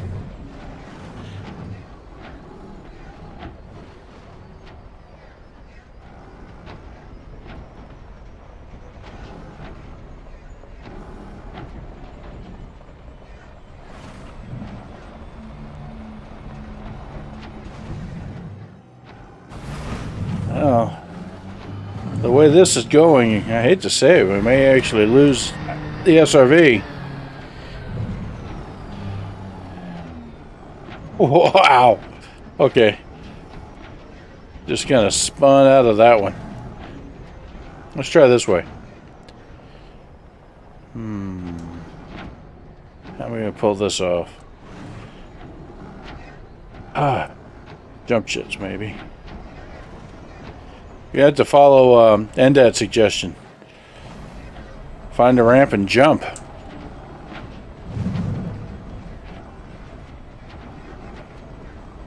Alright, here we go.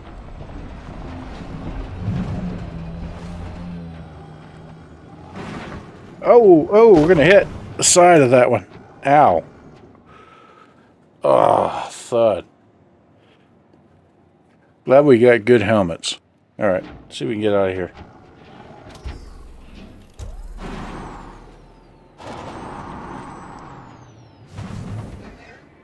Come on now.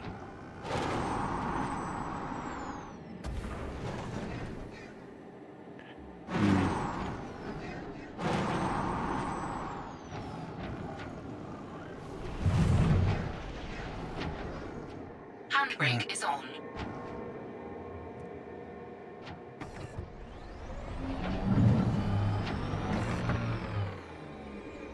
Handbrake is on. With the handbrake on, we're just sliding right down. Yeah. Come on, you can do it. Come on, baby. Come on. Handbrake is on.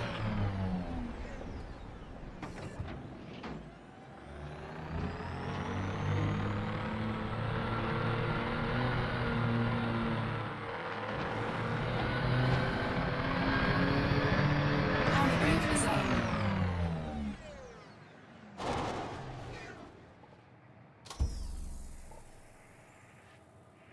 And it's full throttle. Alright.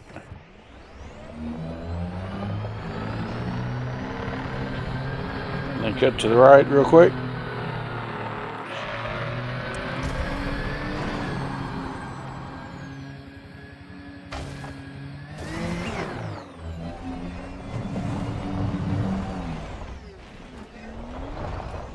Ow. Whoa, ow.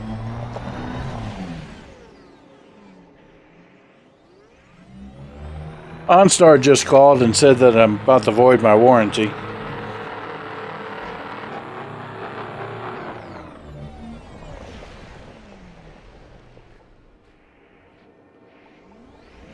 Oh boy. Come on, baby. Just a little bit. Nope. Nope, didn't do it. Handbrake is on. Alright, get a little bit of momentum here, maybe. Yes! They got us over that one. Now what? Crunch!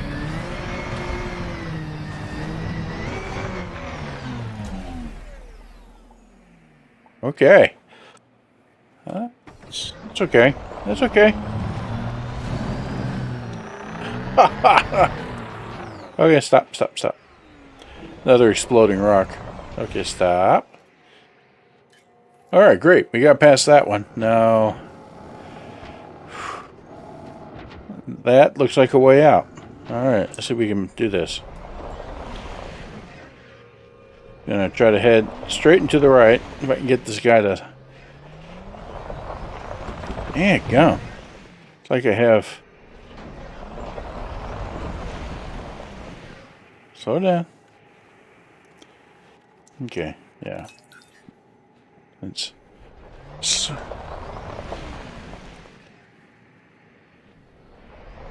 It may be.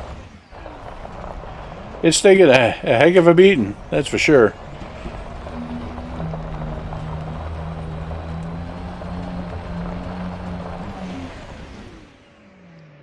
I just wonder what's going on with the speed on it.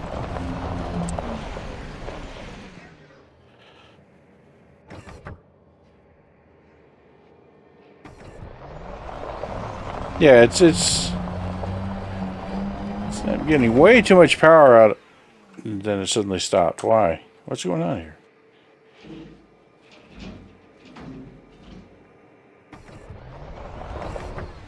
Come on now. Alright, I'm just gonna have to... It's like I've lost throttle control. Which makes sense. The only way I can control the throttle is with a handbrake. So I'll do that. Yeah, I feel like the guys that piloted the 747 into Sioux City, you know, they didn't have hydraulics, so they had to use the engine to kind of guide the thing. Did an amazing job. That's probably before most viewers' time. You gotta look that story up sometime. The Sioux City 747.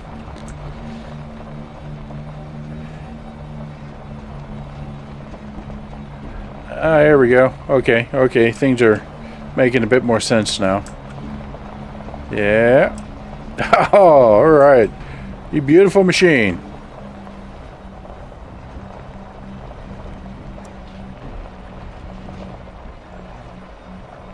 SRV pulled us out of what looked like a hopeless situation.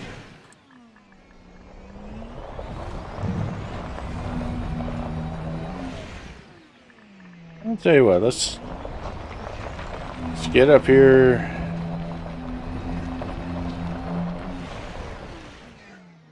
Take it just take a step out and see if there are any critters. Because that was kind of the point of getting into this mess in the first place. Woo!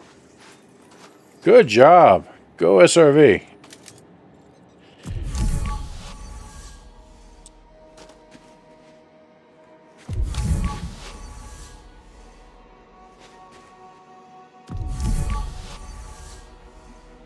Yeah, I'm not hearing anything.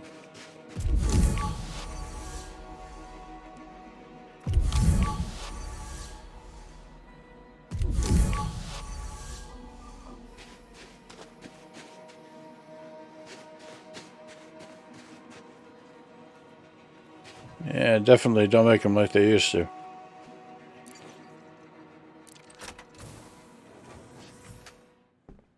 Drive assist on. Alright. See if we can...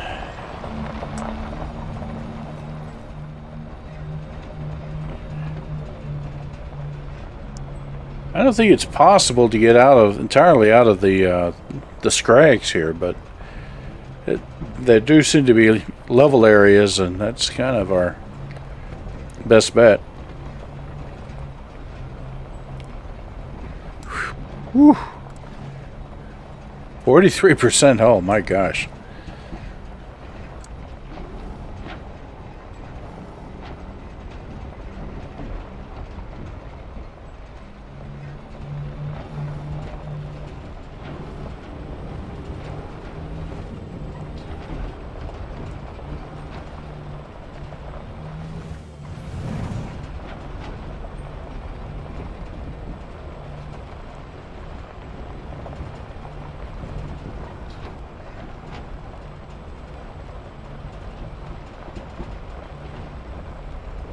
Aboard the Dream, I've got a repair bot that's looking very nervously at the empty SRV bay right now. Kind of going, oh boy. I wonder what's going to be shoveled into that space here shortly.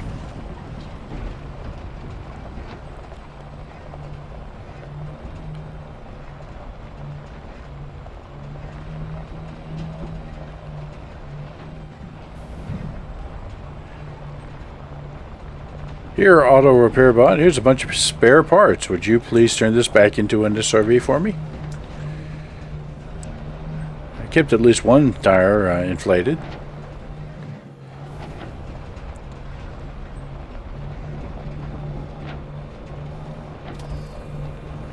Oh man, yeah, that was a little exciting there for a bit.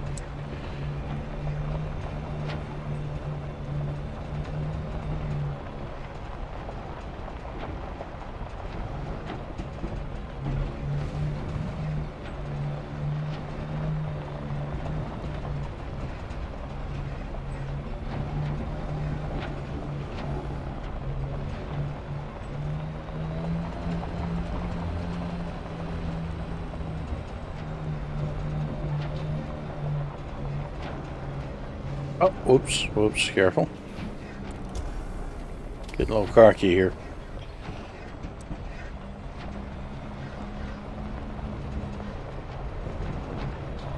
I'm behaving like I'm not on the mountain range of doom. Grand Canyon, as Sarah's mom called it. I like that. It's a great name for it. Those aren't really deep enough, believe it or not. Those aren't really deep enough for, like canyon running in the fighter. Because the fighter just moves nearly a kilometer a second. So to have any hope of pulling out, you have to have canyons that are similarly deep.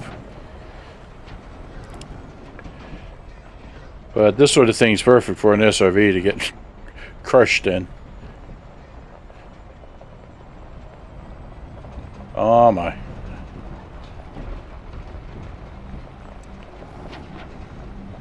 Yay, we're almost, amazingly, that mountain that the sun has illuminated. I didn't really mean to head this way, but fate has kind of drawn us towards it. Huh. It has an interesting profile, kind of like I'm reminded of Mount Rushmore laying on its side. That's like George Washington's nose if he were taking a nap, lying on his back. Very Roman looking.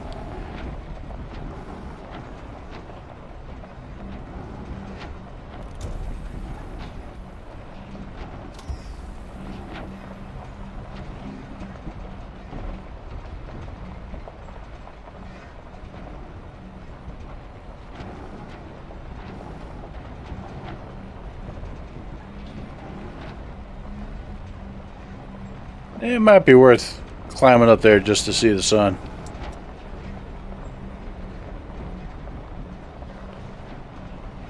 I know the critters are hiding. I haven't seen any of those almost since we landed.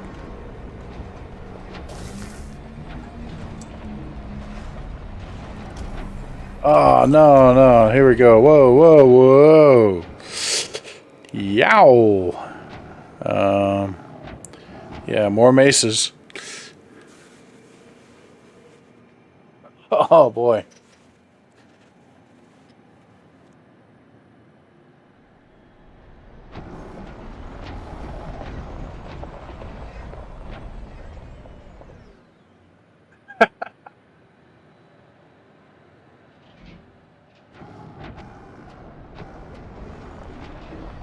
Well, every place has to have a name, right?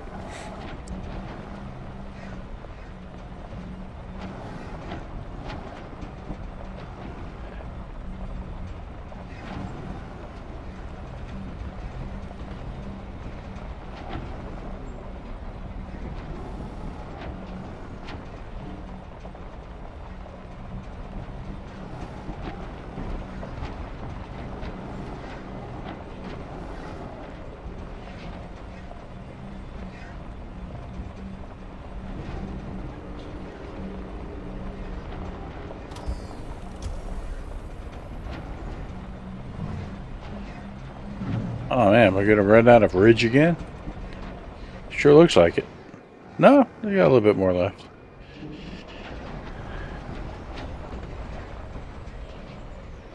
Wow, wow, wow. It's another one of those valleys and canyons. Ooh.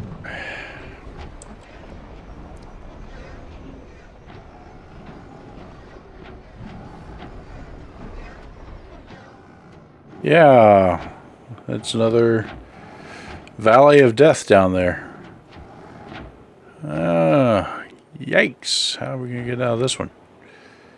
Maybe a way to get over there. Yeah, man, might have to give poor George Washington's nose a pass. You try to jump it. Don't think that's going to work, though. Alrighty. Let's back up a bit.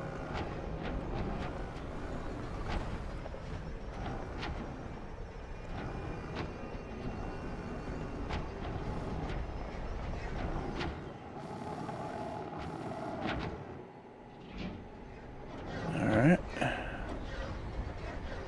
Let's see if we can go laterally. I got a feeling it's going to be punishing over here, too.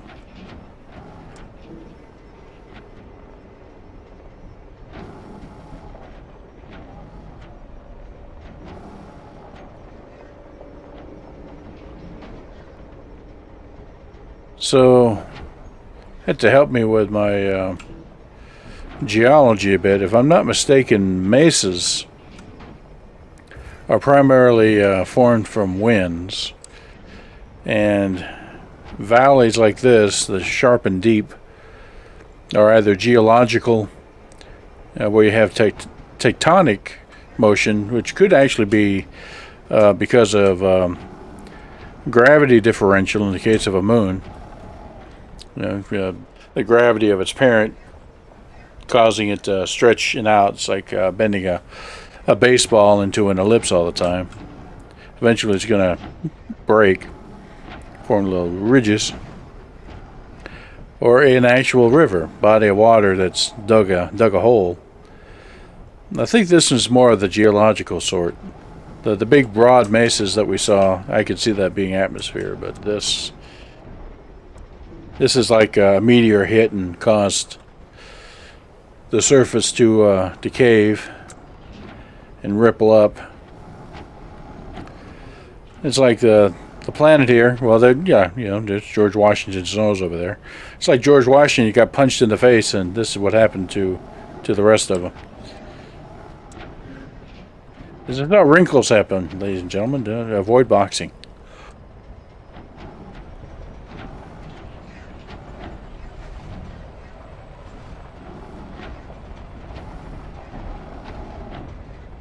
Okay. Looks like we can... Yeah, we're going to be able to get around this valley here. Alright, good. Oh. Poor SRV.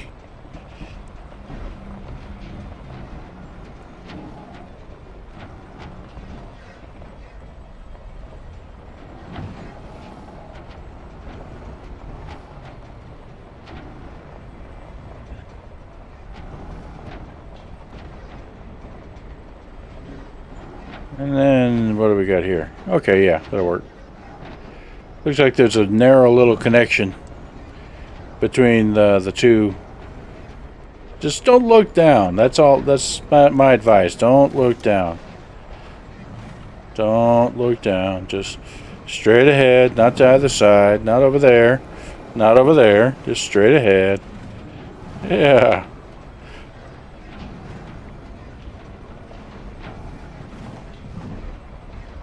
There you go. All right, great. Whee! Take that, valley.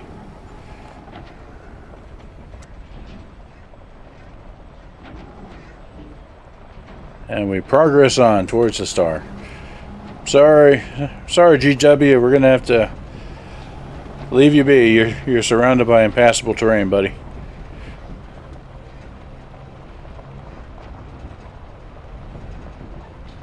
He's like, it's okay. I'm taking my nap.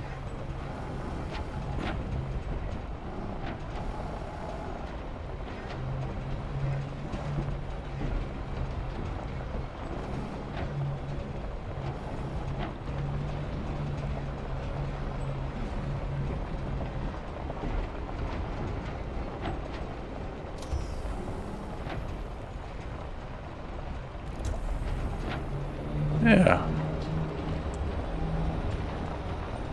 We're going to go up this way. Oh, whoa, whoa, whoa.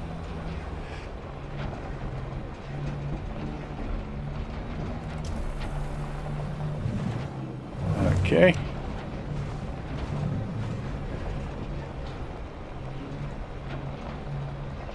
Whoa.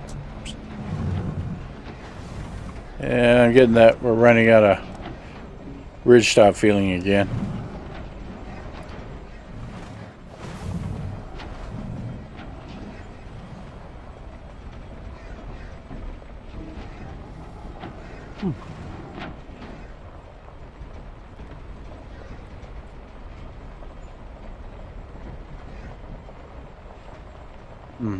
Okay, maybe we could do this. Come at it from this direction. Yeah, this will work. Not too bad.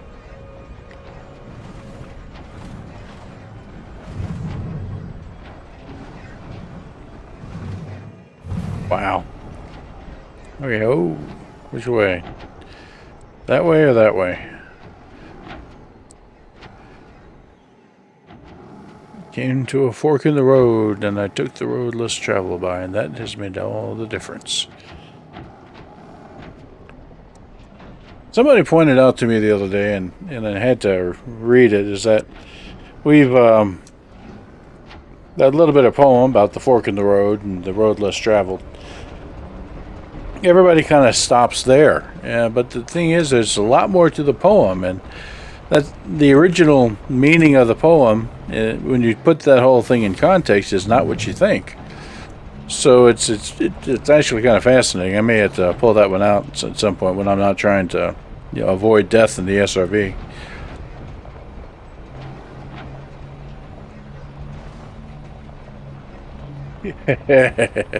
Yeah, Philistine. He's got the right idea. Eyes front, locked on the screen. Ignore that cliff. But that cliff right there. Don't look at that. Wow.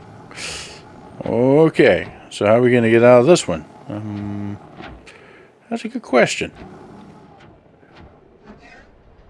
I think we're going to go back a ways.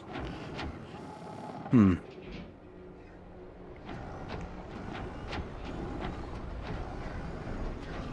have you guys ever seen what happens when you destroy an SRV? I mean, like this, mountain climbing, which happens from time to time. I may not intentionally show you, but it's a distinct possibility that might happen. I don't think I can get up there. Don't really see a way around either. Alright. There we go. Stop. There's a clip behind me too, so yeah. Okay. All powered engines.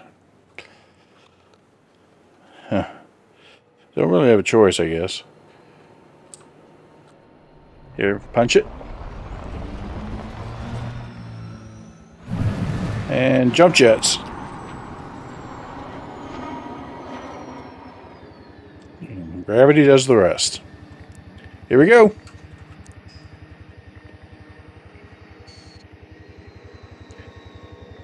Not sure we made it.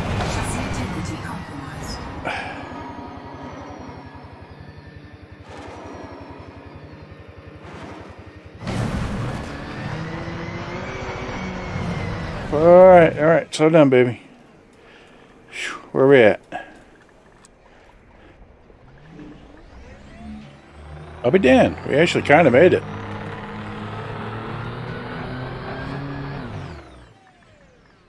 Not dead yet. I feel happy.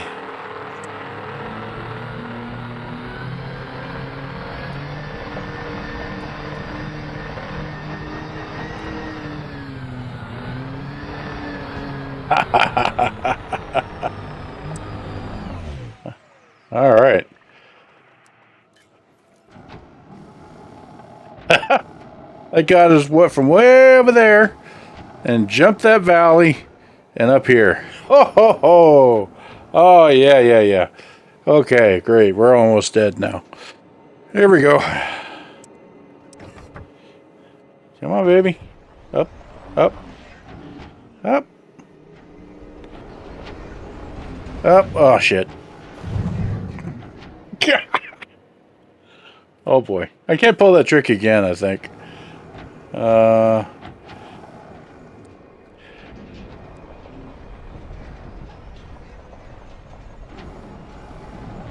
Oh man. Okay, hold on, hold on. I got another ridge up here we can try. Stop, stop, stop, stop. Oh man. Never ending. Yeah, there we go.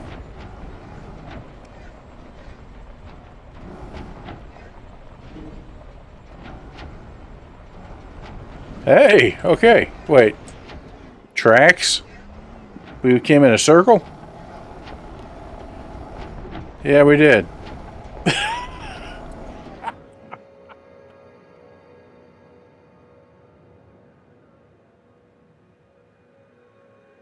Oh my. Oh, well, that was a nice try. We did avoid the valley.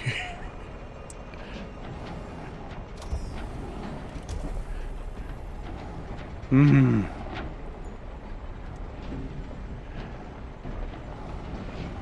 Now I know what a mountain goat feels like.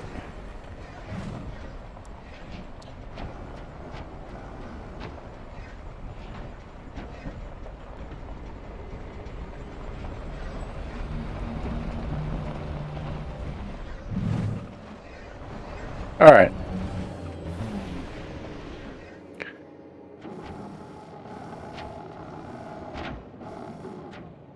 There's really only one thing left to try at this point. And I think I know how it's going to go, but it'll be interesting.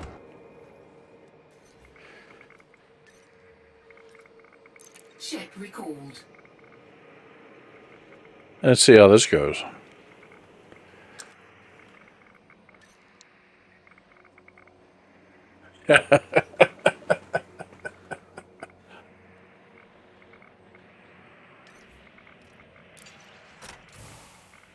Drive assist off. So my fervent hope is that she'll either find a place to land, unlikely, or she'll give up.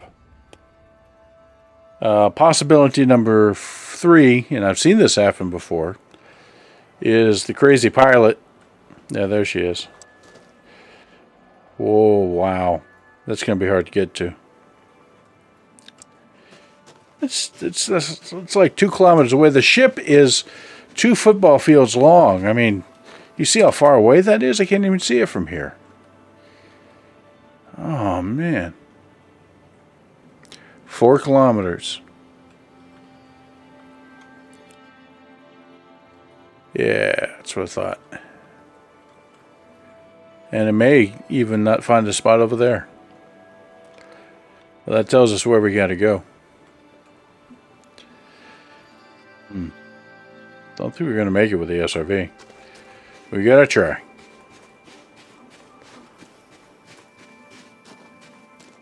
Didn't know this was going to turn into a survival show. But that's what explorers face. Sometimes things don't go right.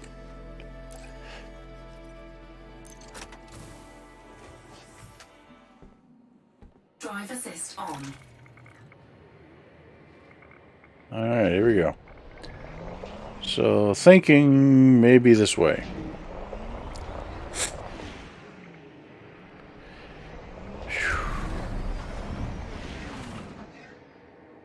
Oh boy.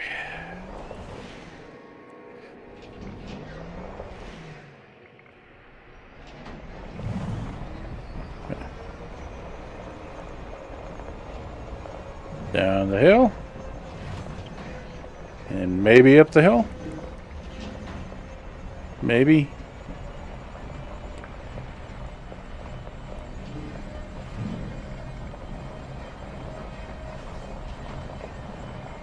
Okay.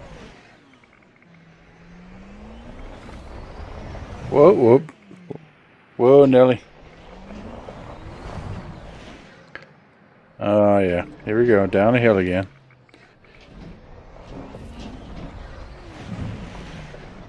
Up the hill.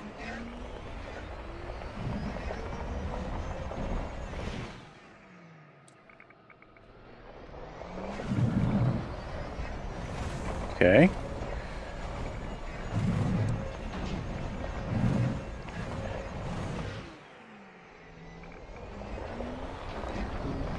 Maybe over here. Needs a turret. Yeah, much better. This way we can more clearly see our doom.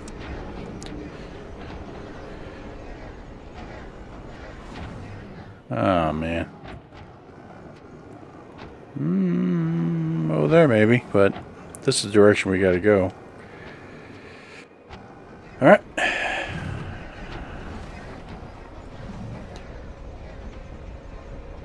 Hello, old valley, my friend. My enemy.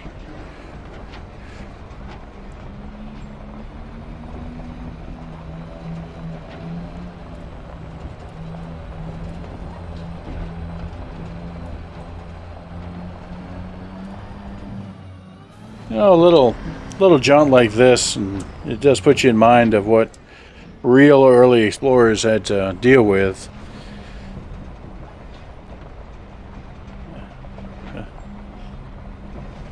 Yeah, whatever equipment you have, and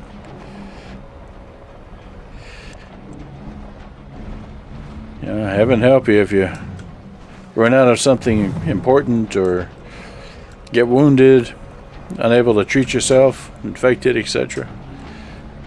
Those aren't the same concerns that Marcus here has. Marcus, named the character you may not have known. Marcus right now is probably concerned about the SRV blowing up around him and running out of oxygen and fuel.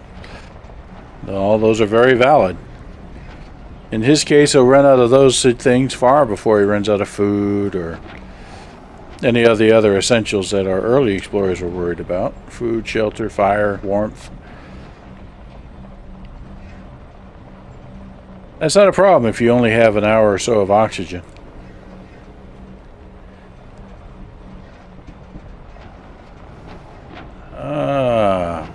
I think that way looks better.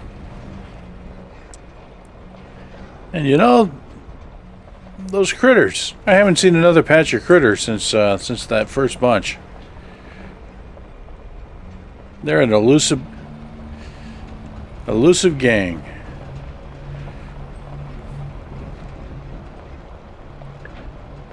They're not into mountain climbing is what it is.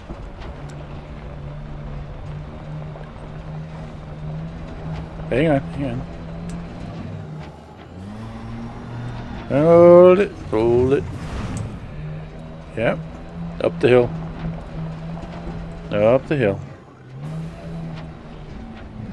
Okay. This is something. It's reasonably flat.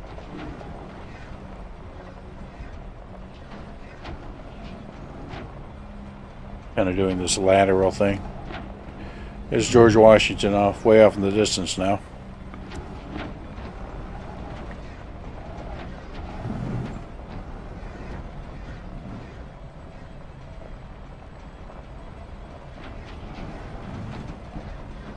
Okay. Now this looks like we're going to hit a high peak before tumbling to our doom. That'd be nice.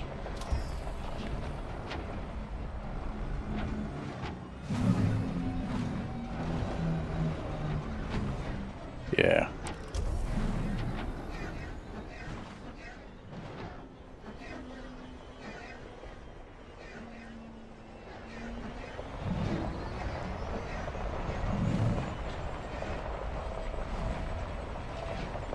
You know, this looks like a pretty flat plateau through here. So hang on. See what the ship's up to. Give it another shot. Ship recalled. I'm a little bit more hopeful of this spot here.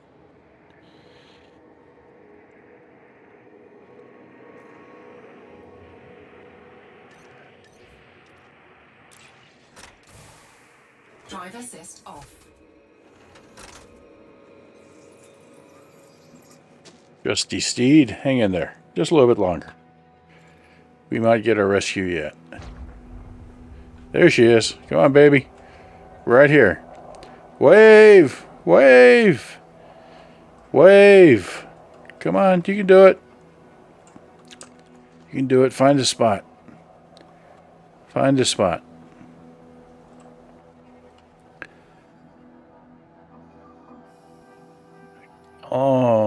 That's not looking too hopeful there. Don't think she's too happy about it. Come on, you can do it. You're just gonna hover there or what? No, don't leave me. Come back. Oh, there goes our rescue. Man, picky about a landing spot. Oy vey. Okay. We gotta keep at it.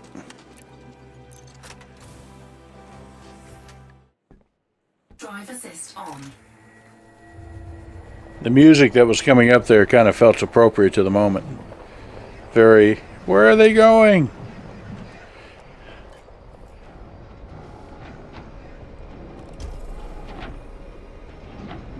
I don't know what the problem is. Look at all this flat spot.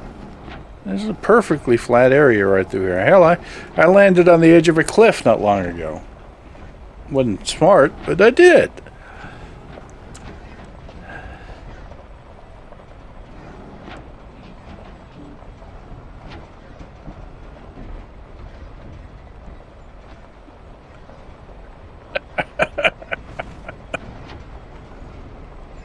That's got to be the "don't leave me" moment. Don't leave me. Well, that is kind of what you think about. You see there's your rescue ship. It's, the poor guy on the stranded island. He's like, I'm right here, come and get me. And then they just fly off. It's like, oh, you got it. Hey, we found the sun. Whoa, bright. Hey, gum. Maybe now we'll find some of the critters. That would be super nice. Hey, there's George Washington. How you doing, buddy? Looks like we're finally finding the light here.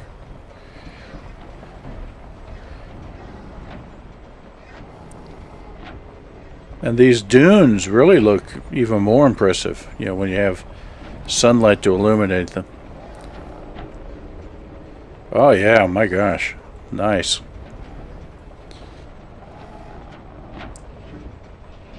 Okay.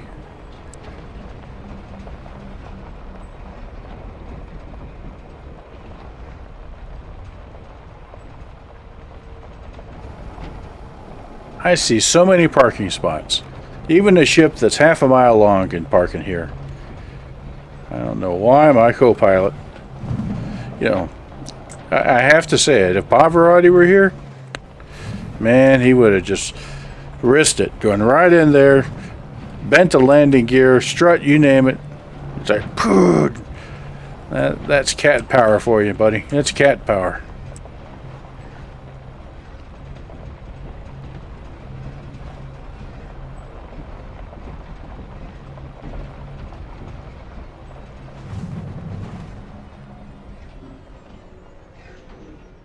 Oh my, yeah. Actually, you're right. I wonder what the temperature is now. I mean, it was like 350 Kelvin in the shade. So let me go outside with a thermometer. Be right back. And there went the thermometer. Drive assist off. Let's see what it says. Hello, Star. 379 Kelvin. So it didn't really change all that much. We were already pretty close to the sun. I really like the look. The dunes, they're much better, they're much prettier, better to appreciate when you actually have light and you're not, driving around in the dark. The Grand Canyon in the dark thing was a little scary. Don't look down. All right, one more time. I had lots of parking spots over there. So let me see if I can do it from here. Oh, I have an idea. I'm not going to use them, but if this doesn't work out, we'll try it. Navigation, recall ship. Here we go.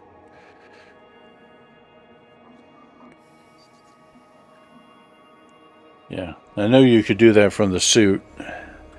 So we're about to see what this looks like. By the way, in case you didn't know, that what I'm pointing right at, you can see it faintly. It's called Bernard's Loop. It's in a nebula. Oh my gosh! Run! Okay, maybe Pavarotti is piloting this time. Look at that! Oy vey! Not on my face! You're gonna squish the SRV! Oh god! Look at the size of that thing.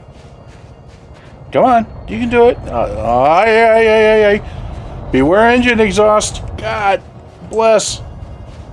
And the engines will kill you in this game, by the way. Oh, look at that. Beautiful. Right on top of me, but beautiful. They didn't even say the SRV. Way to go, P. All right, bud. Wow. All right, let's go get you fixed up. We're driving proudly back aboard. Drive assist on. Into the sunrise, no less. Good gracious. That was oh, wait a minute. There is a problem.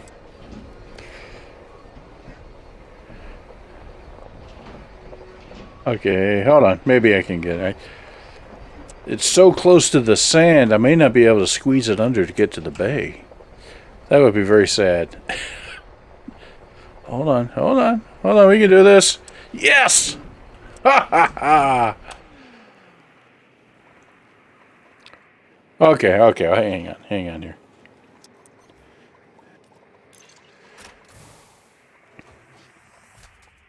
Drive assist off. If I don't send a picture home, no one will ever believe me that I survived the planet of Death Valleys. Plural. So we'll take a couple pictures here.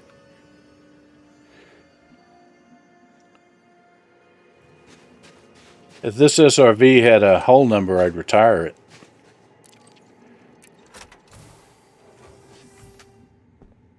Drive assist on.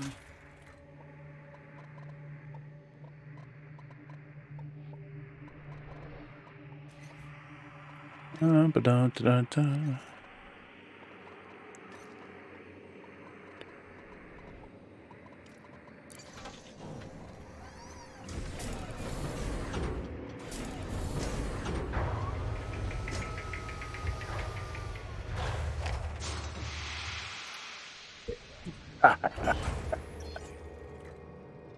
Oh my gosh.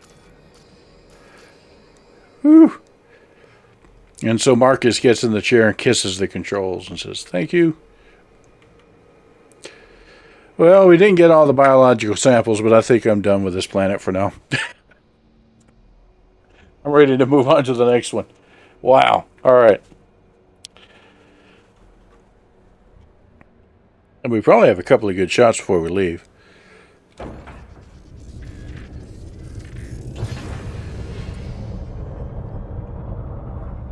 Landing gear retracted. That was pretty epic. That was pretty exciting. I mean, look at that. We'll get a better view of those hills as we climb. Yeah, right here. You can actually kind of see it now. Let me hover here for a minute. That was what we crossed. It was Oh, there's George Washington's nose right there. You can still make it out. You know, kind of the hook on that mountain that we're looking right at. Oh, this place is just nuts. Man. It does. It you know, in places it's like dune, you know, or Monte, but in others it's like a lava flow. It's oh man.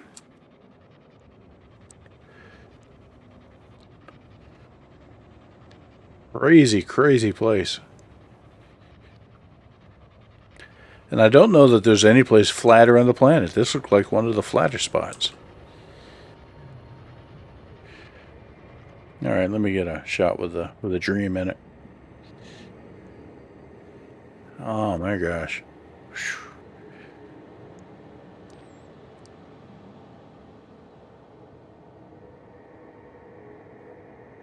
Oh, I don't know if you can see it, but I can make it out here. There's like a heat shimmer. You know, just yeah, there's a heat shimmer caused presumably by the is it around the engines or just everywhere? I think it may just be around the engines, but yeah, that makes sense. Yeah, it is. It's just around the engines. Let's see if I can zoom in on it. The heat shimmer would be caused by the engine superheating the air as they go. It's much more noticeable here. Again, I don't know if you can make it out with the twitch being what it is. But yeah, I can see it here. That's kind of an interesting little detail effect. You wouldn't have that effect, of course, on a planet without an atmosphere. By the way, that is why you would die if they insane players. And I remember seeing something like this in the beta tested the engines, and I think it was on a cutter like this. And you know how big these engines are. You know, you can stand 2 or 3 people in the main engine there, right there. And sure enough, as the main engines kicked in, they all got blown off and died instantly. So the engines can kill you as it lands. So yes, I was worried.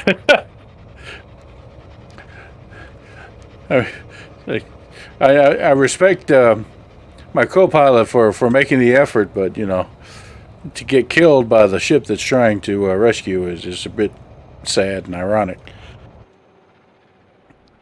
All right, we're out of here.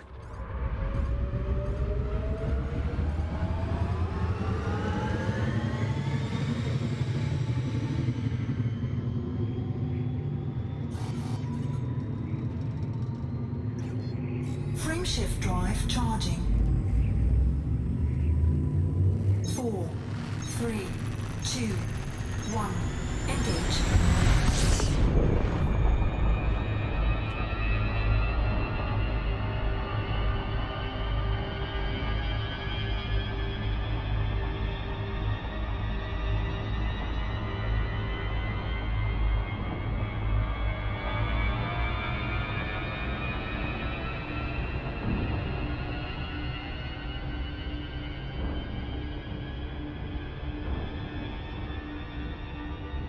Yeah, hundreds of kilometers in every direction is just crags and mountains and craters, and oh my.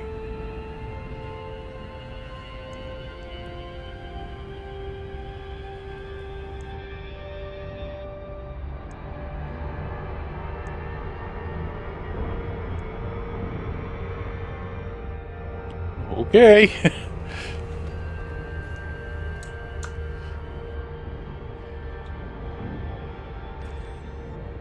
So let's select the next system on our route and make that jump, and we'll see what's there. We still got a little bit of time this evening, so I'm going to go ahead and put some distance between me and, you know, that.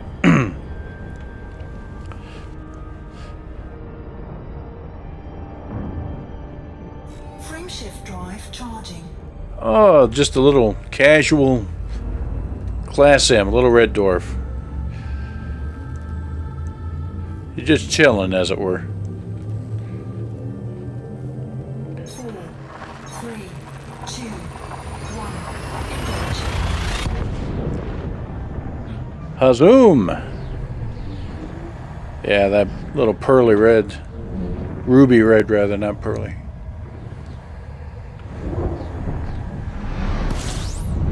Alright. Whew. So what we got here? Scan complete. Fuel Just a couple stars. That's alright. We'll move on to the next one real quick. Fuel scooping complete.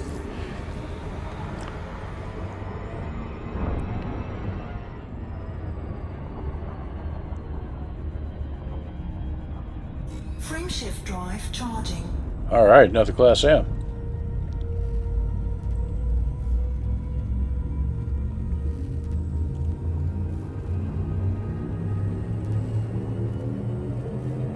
Four, three, two, one.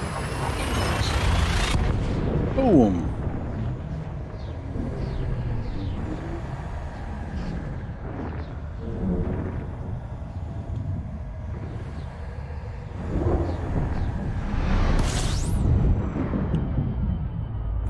Alright. See what we got here. System scan complete. Wow. Okay. Fuel scooping. Fuel scooping complete. Fate's kind of taking it easy on me, saying, you know, you had a rough time with that one system. We're just going to give you a few freebies, and then we'll smack you with the next one.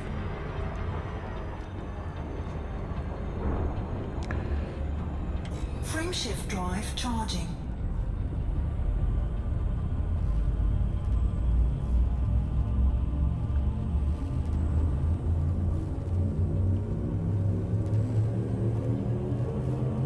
Four, three, two, one. Engage. All right.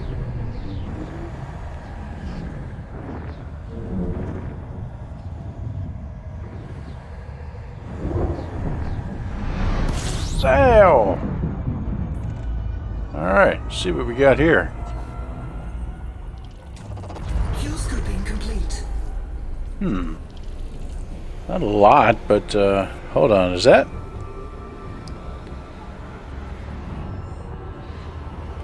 Yeah. What would we got here? The star is on a very I see it. I see it.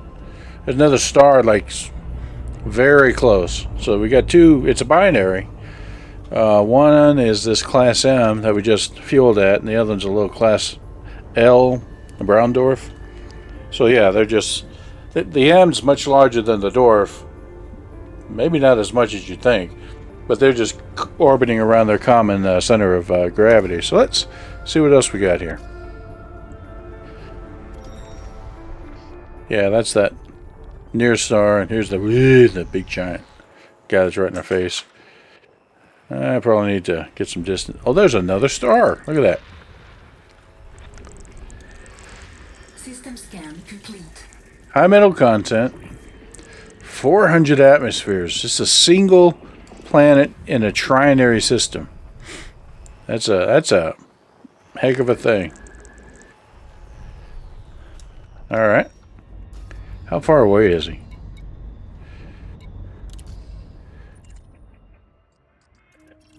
He's got atmosphere.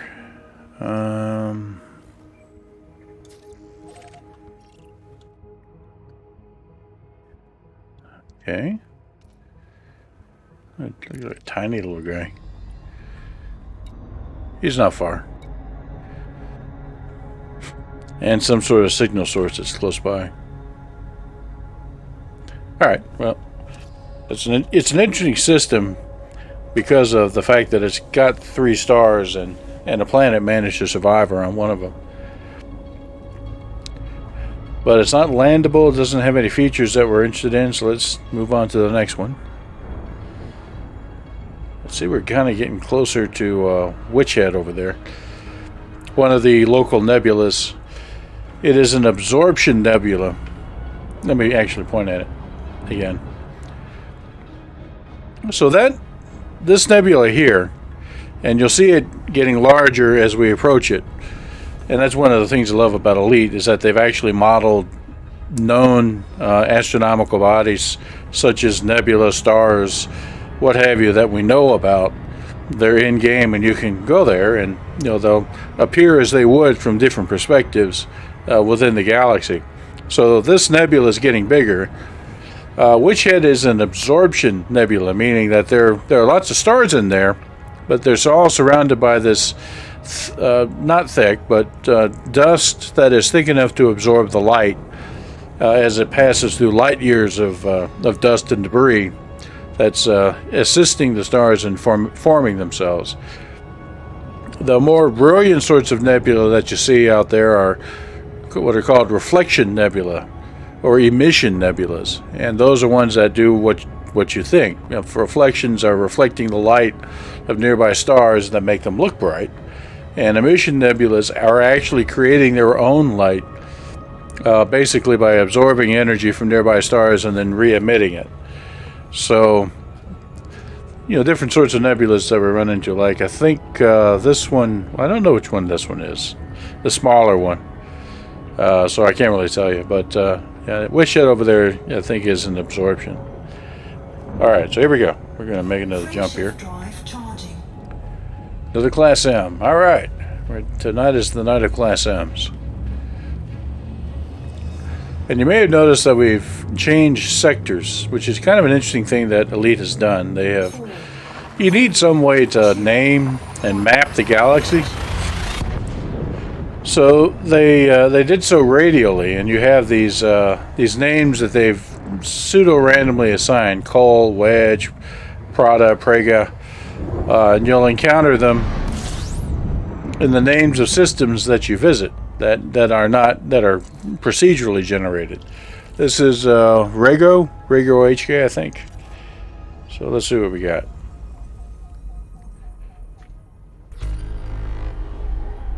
8 bodies. There may be some stuff here. Yeah, this one's, for example, Rego CHD D1298. And all of those the seemingly random letters and numbers actually refer to a coordinate system that Frontiers created in their model of the galaxy to kind of identify the position of stars in space. Alright, so we got our topped off gas. Let's get a little distance, and then we'll pull out the mapper and see what we got.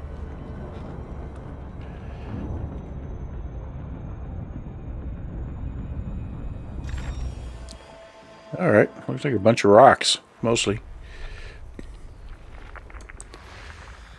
That's icebergs. That's a tiny little iceberg.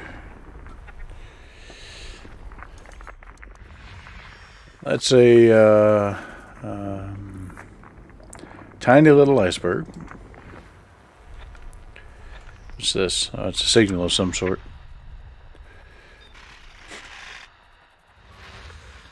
Just wreckage. That's usually what that means. Nothing of grand importance to us. Alright, let's keep looking. What else we got? Oh, a bunch of stuff. So this is an iceberg. Tiny little iceberg. Made of ice, strangely. Oh, and it's co-orbiting another tiny little iceberg. Those two, they might be close enough to make an interesting visit. 6 and 7. It's an iceberg. And this is an biological on an iceberg. Interesting. I wonder what that could be. No atmospheres. Trace argon atmosphere. Yeah, it's going to be something funky. Surface temperature of 53 Kelvin. What could possibly survive there? But that, of course, is what we're here to find out. So let's see. That guy was number 5 with the biological. And then looks like these two, 6 and 7. All right. So let's visit 6 and 7, and then we'll go out and check on 5. So we'll do that. And I might actually get to read a poem this evening. 6 is, yeah, they're a good distance away. All right, we're going to do it. So as I said, this is Sujata Bhatt, and I really wish I knew how to correctly pronounce her name, but I think that's correct. Sujata Bhatt. Let's get lined up, and then I'll try to read this thing. This one is hard to read. It's just because of the font that the web page designer used, so I'll try. I can't even see it from here. Make it bigger. Okay, there we'll do it this way. All right, and keeping in mind again, she's an Indian, not Native American Indian. All right, a different history. The Great Pan is not dead. He simply emigrated to India. Here, the gods roam freely, disguised as snakes or monkeys. Every tree is sacred, and it is a sin to be rude to a book. It is a sin to shove a book aside with your foot, a sin to slam books down hard on a table, a sin to toss one carelessly across a room. You must learn how to turn the pages gently without disturbing Sarasvati. I knew I was going to mess that one up. Without offending the tree from whose wood the paper was made. Which language has not been the oppressor's tongue? Which language truly meant to murder someone? And how does it happen that after the torture, after the soul has been cropped, with a long scythe swooping out of the conqueror's face, the unborn grandchildren grow to love that strange language?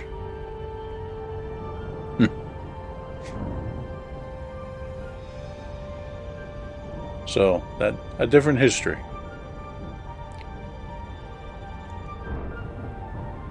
See what else we got. Are we? Yeah, we're approaching this one here.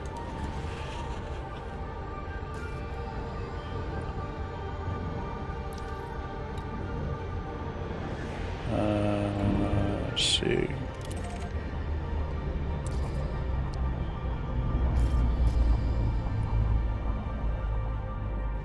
So that's that one. Where's the other one? Yeah, you can barely see it. That's 7. 6 light seconds away, so it only shows up as a little dot, but still these two they're really close, astronomically speaking. We'll do a quick little flyby of this guy.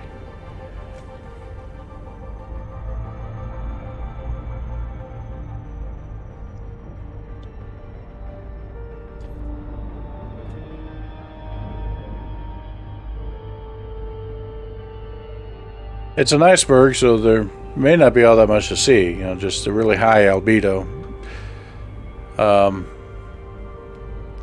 Not many surface features. I wanted smooth. This might be perfectly smooth. Ice tends to do that sometimes.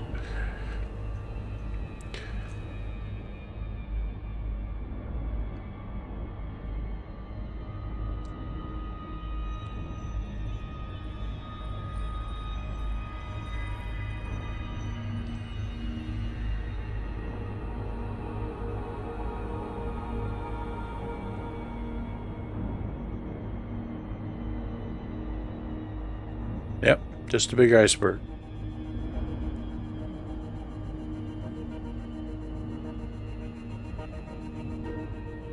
So what was that other one with the potential life? I think that was 5. All right, let's go figure that one out.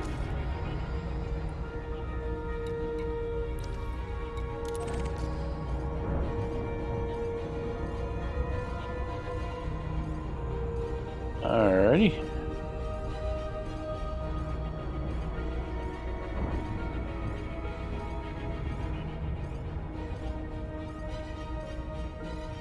There we go.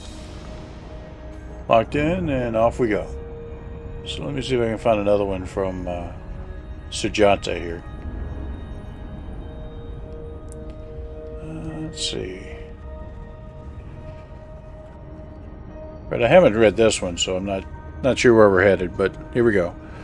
The Stare.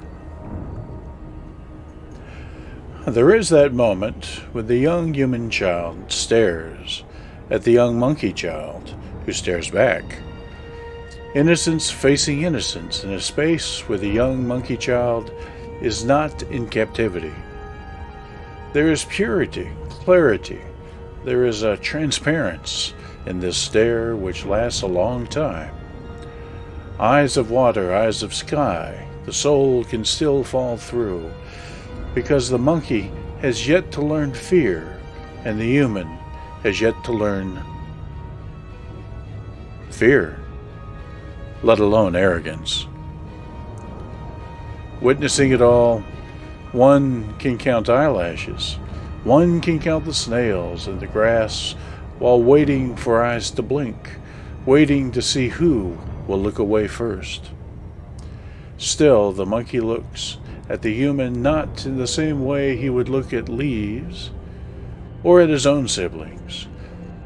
And the human looks at the monkey knowing that this is some totally other being. And yet, there is such goodwill and curiosity brightening their faces. I would like to slip inside that stare, to know what the human child thinks, what the monkey child thinks at that very moment. Remember, the human child is at that age when he begins to use words with power, but without the distance of alphabets, of abstractions. Mention bread, and he wants. Buttered and with honey immediately.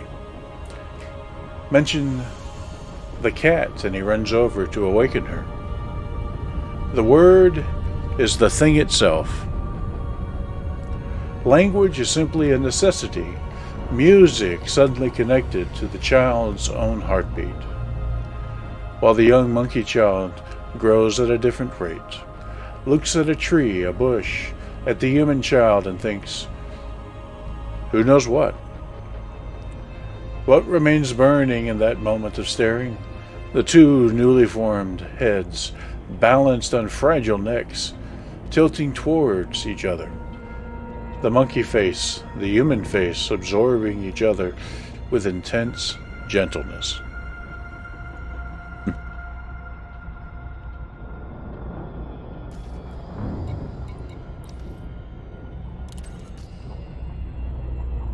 Now, let's see what we have found.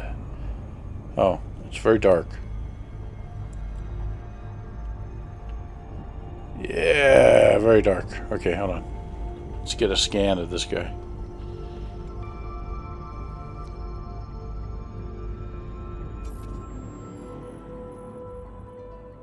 Four probes, huh?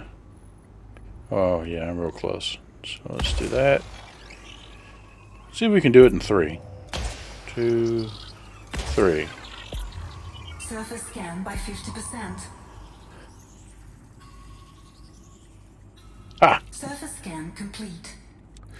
Okay, bacterial colonies, and once again they look like they're all over the place. Let's do the light side this time. I'm tired of driving in the dark, so and we're gonna get out of here. Gonna fly around this sucker. Find out the light of the star. See if we can find the monkey stare here.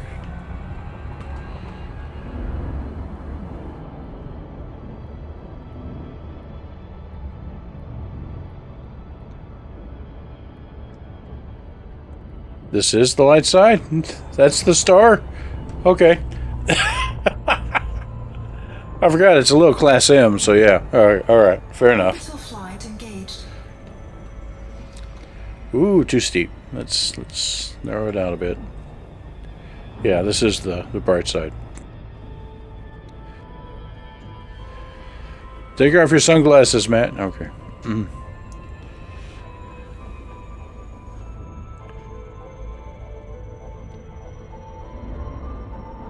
Better give me some flat land down there.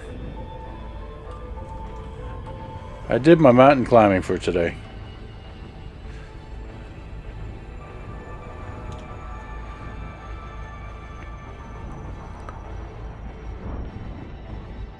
This is a tiny little thing. 0.1 G. It's the size of the moon, you know. Hit your golf ball, knock it into orbit. 4,000. All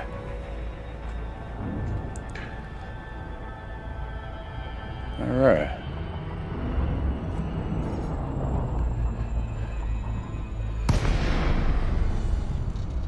Well, we're about to find out.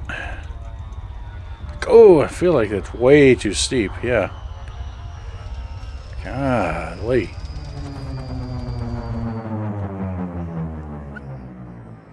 Look at that. Yeah. We could do some. Have some fun with the fighter, I think, doing some ice cream scooping. All right. So what do we got right beneath us? Not too bad. It does have that kind of cracked ice look to it. How about we go over here? Yeah. Almost as though you might find an ocean or something beneath the surface here.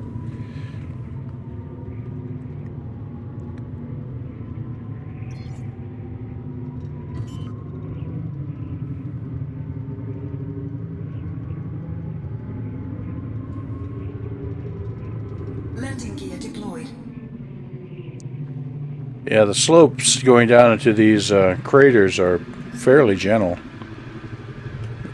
compared to what we've been dealing with.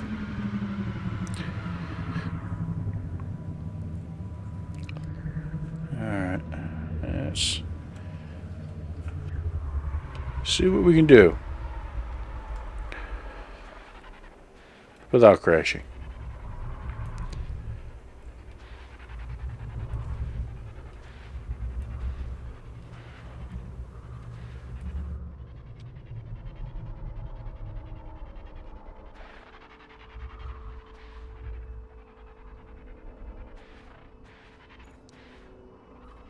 Really? Alright, do a little sidestep here. Okay, at least that. We'll take it.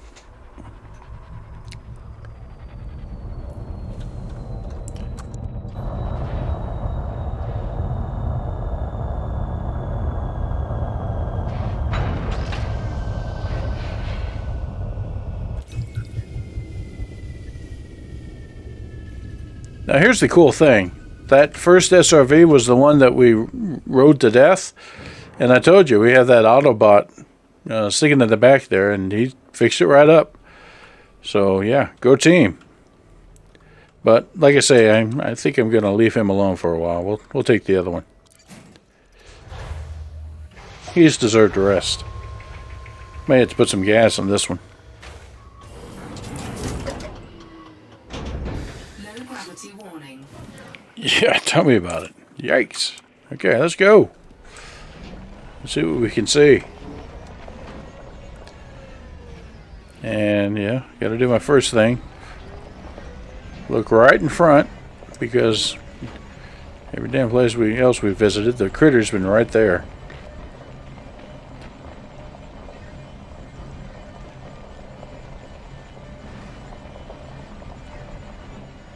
No like this time. Wait, maybe. What's that?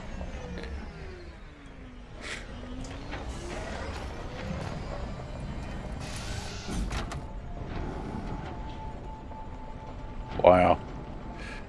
Well, first impression, it's flat. I'll take it. And it has that just cracked ice everywhere, sort of. Yeah. No idea what the critters look like that we're looking for. Bacterial colonies. They may be kind of hard to pick out. you know, white on white sort of situation. But yeah, it's much flatter. I like that.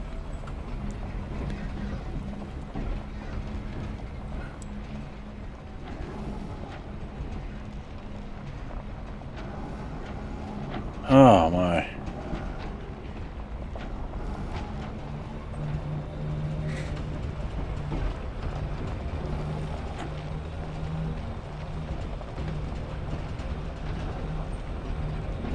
Hang on there. No, that's just a little depression. Yeah, I slid halfway around that curve. My gosh. So traction is an issue.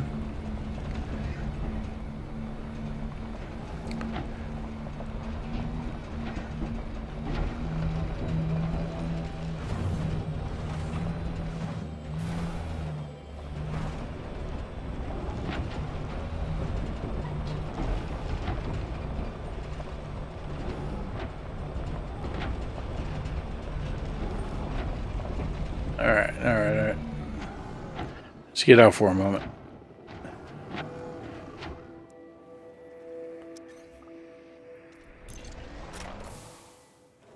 Drive assist off.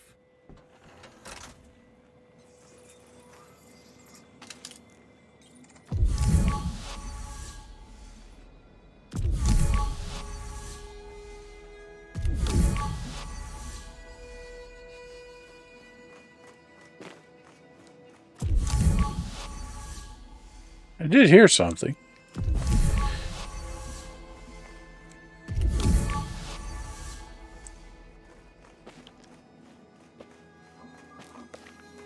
Alright, well, let's wander around a little bit.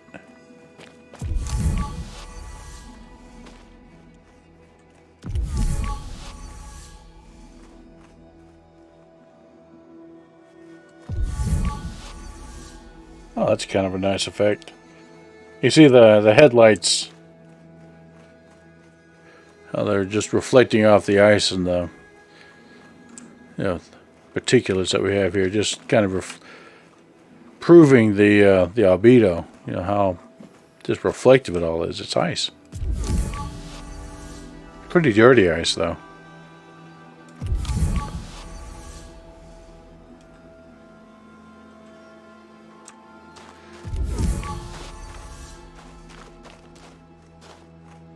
$71 Kelvin. Whew. Brr.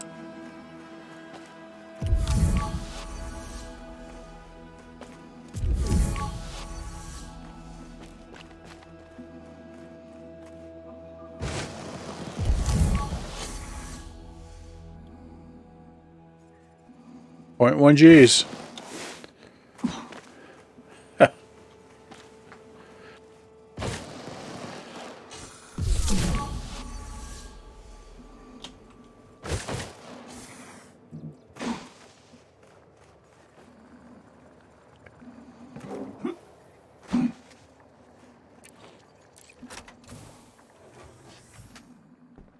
Drive assist on. All right. Well.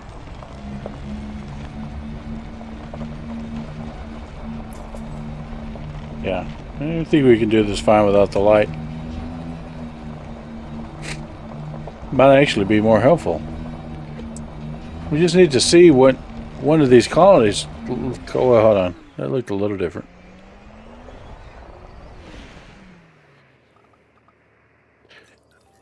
Sometimes these things are so subtle. I can't really tell whether it's the critters or just rocks or what.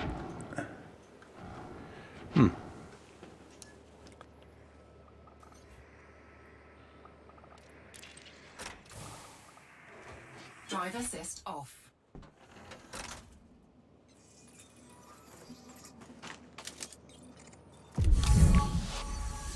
Yeah, just.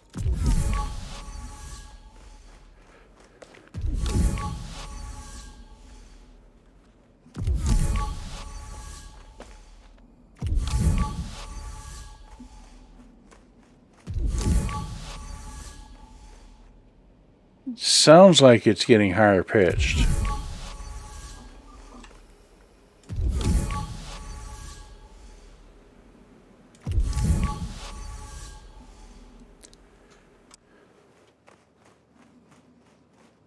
Yeah, this scanner's just hard to work with.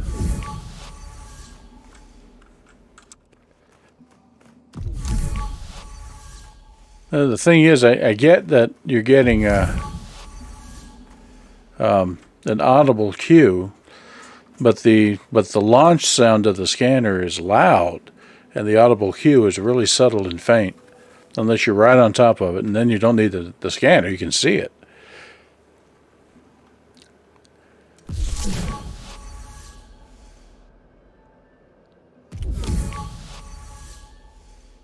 Wait. Is it a rock, or what is that? No, that's not the critters. Just a rock, okay.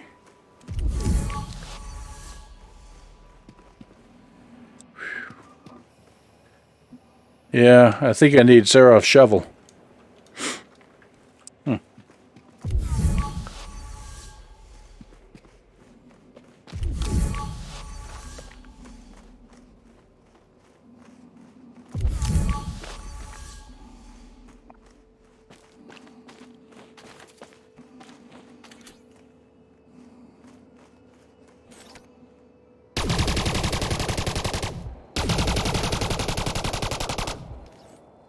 We come in peace. Reload. Well, that's an interesting effect. It actually warms up the rock a little. Nice. This is a laser carbine, so, you know, I guess it makes sense.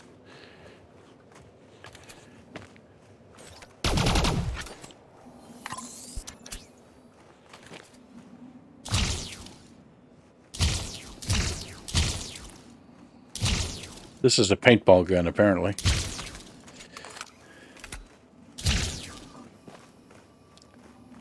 All right.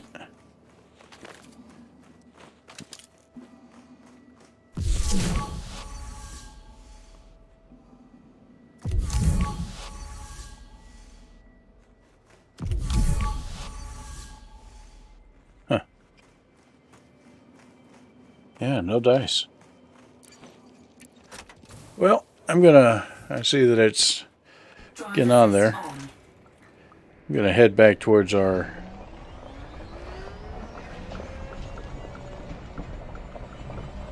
comfy luxury hotel in the sky here, and maybe we'll catch sight of one of the critters on the way. Just hovering over the barn.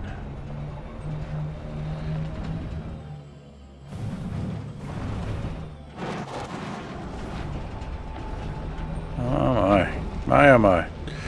Well, want to thank folks for watching and remind you that we are doing these streams in hopes that you will find it in your heart to donate to one of the charities that we support. Tonight specifically, we're looking out for the St. Jude's Children's Hospital. Those folks are really amazing folks.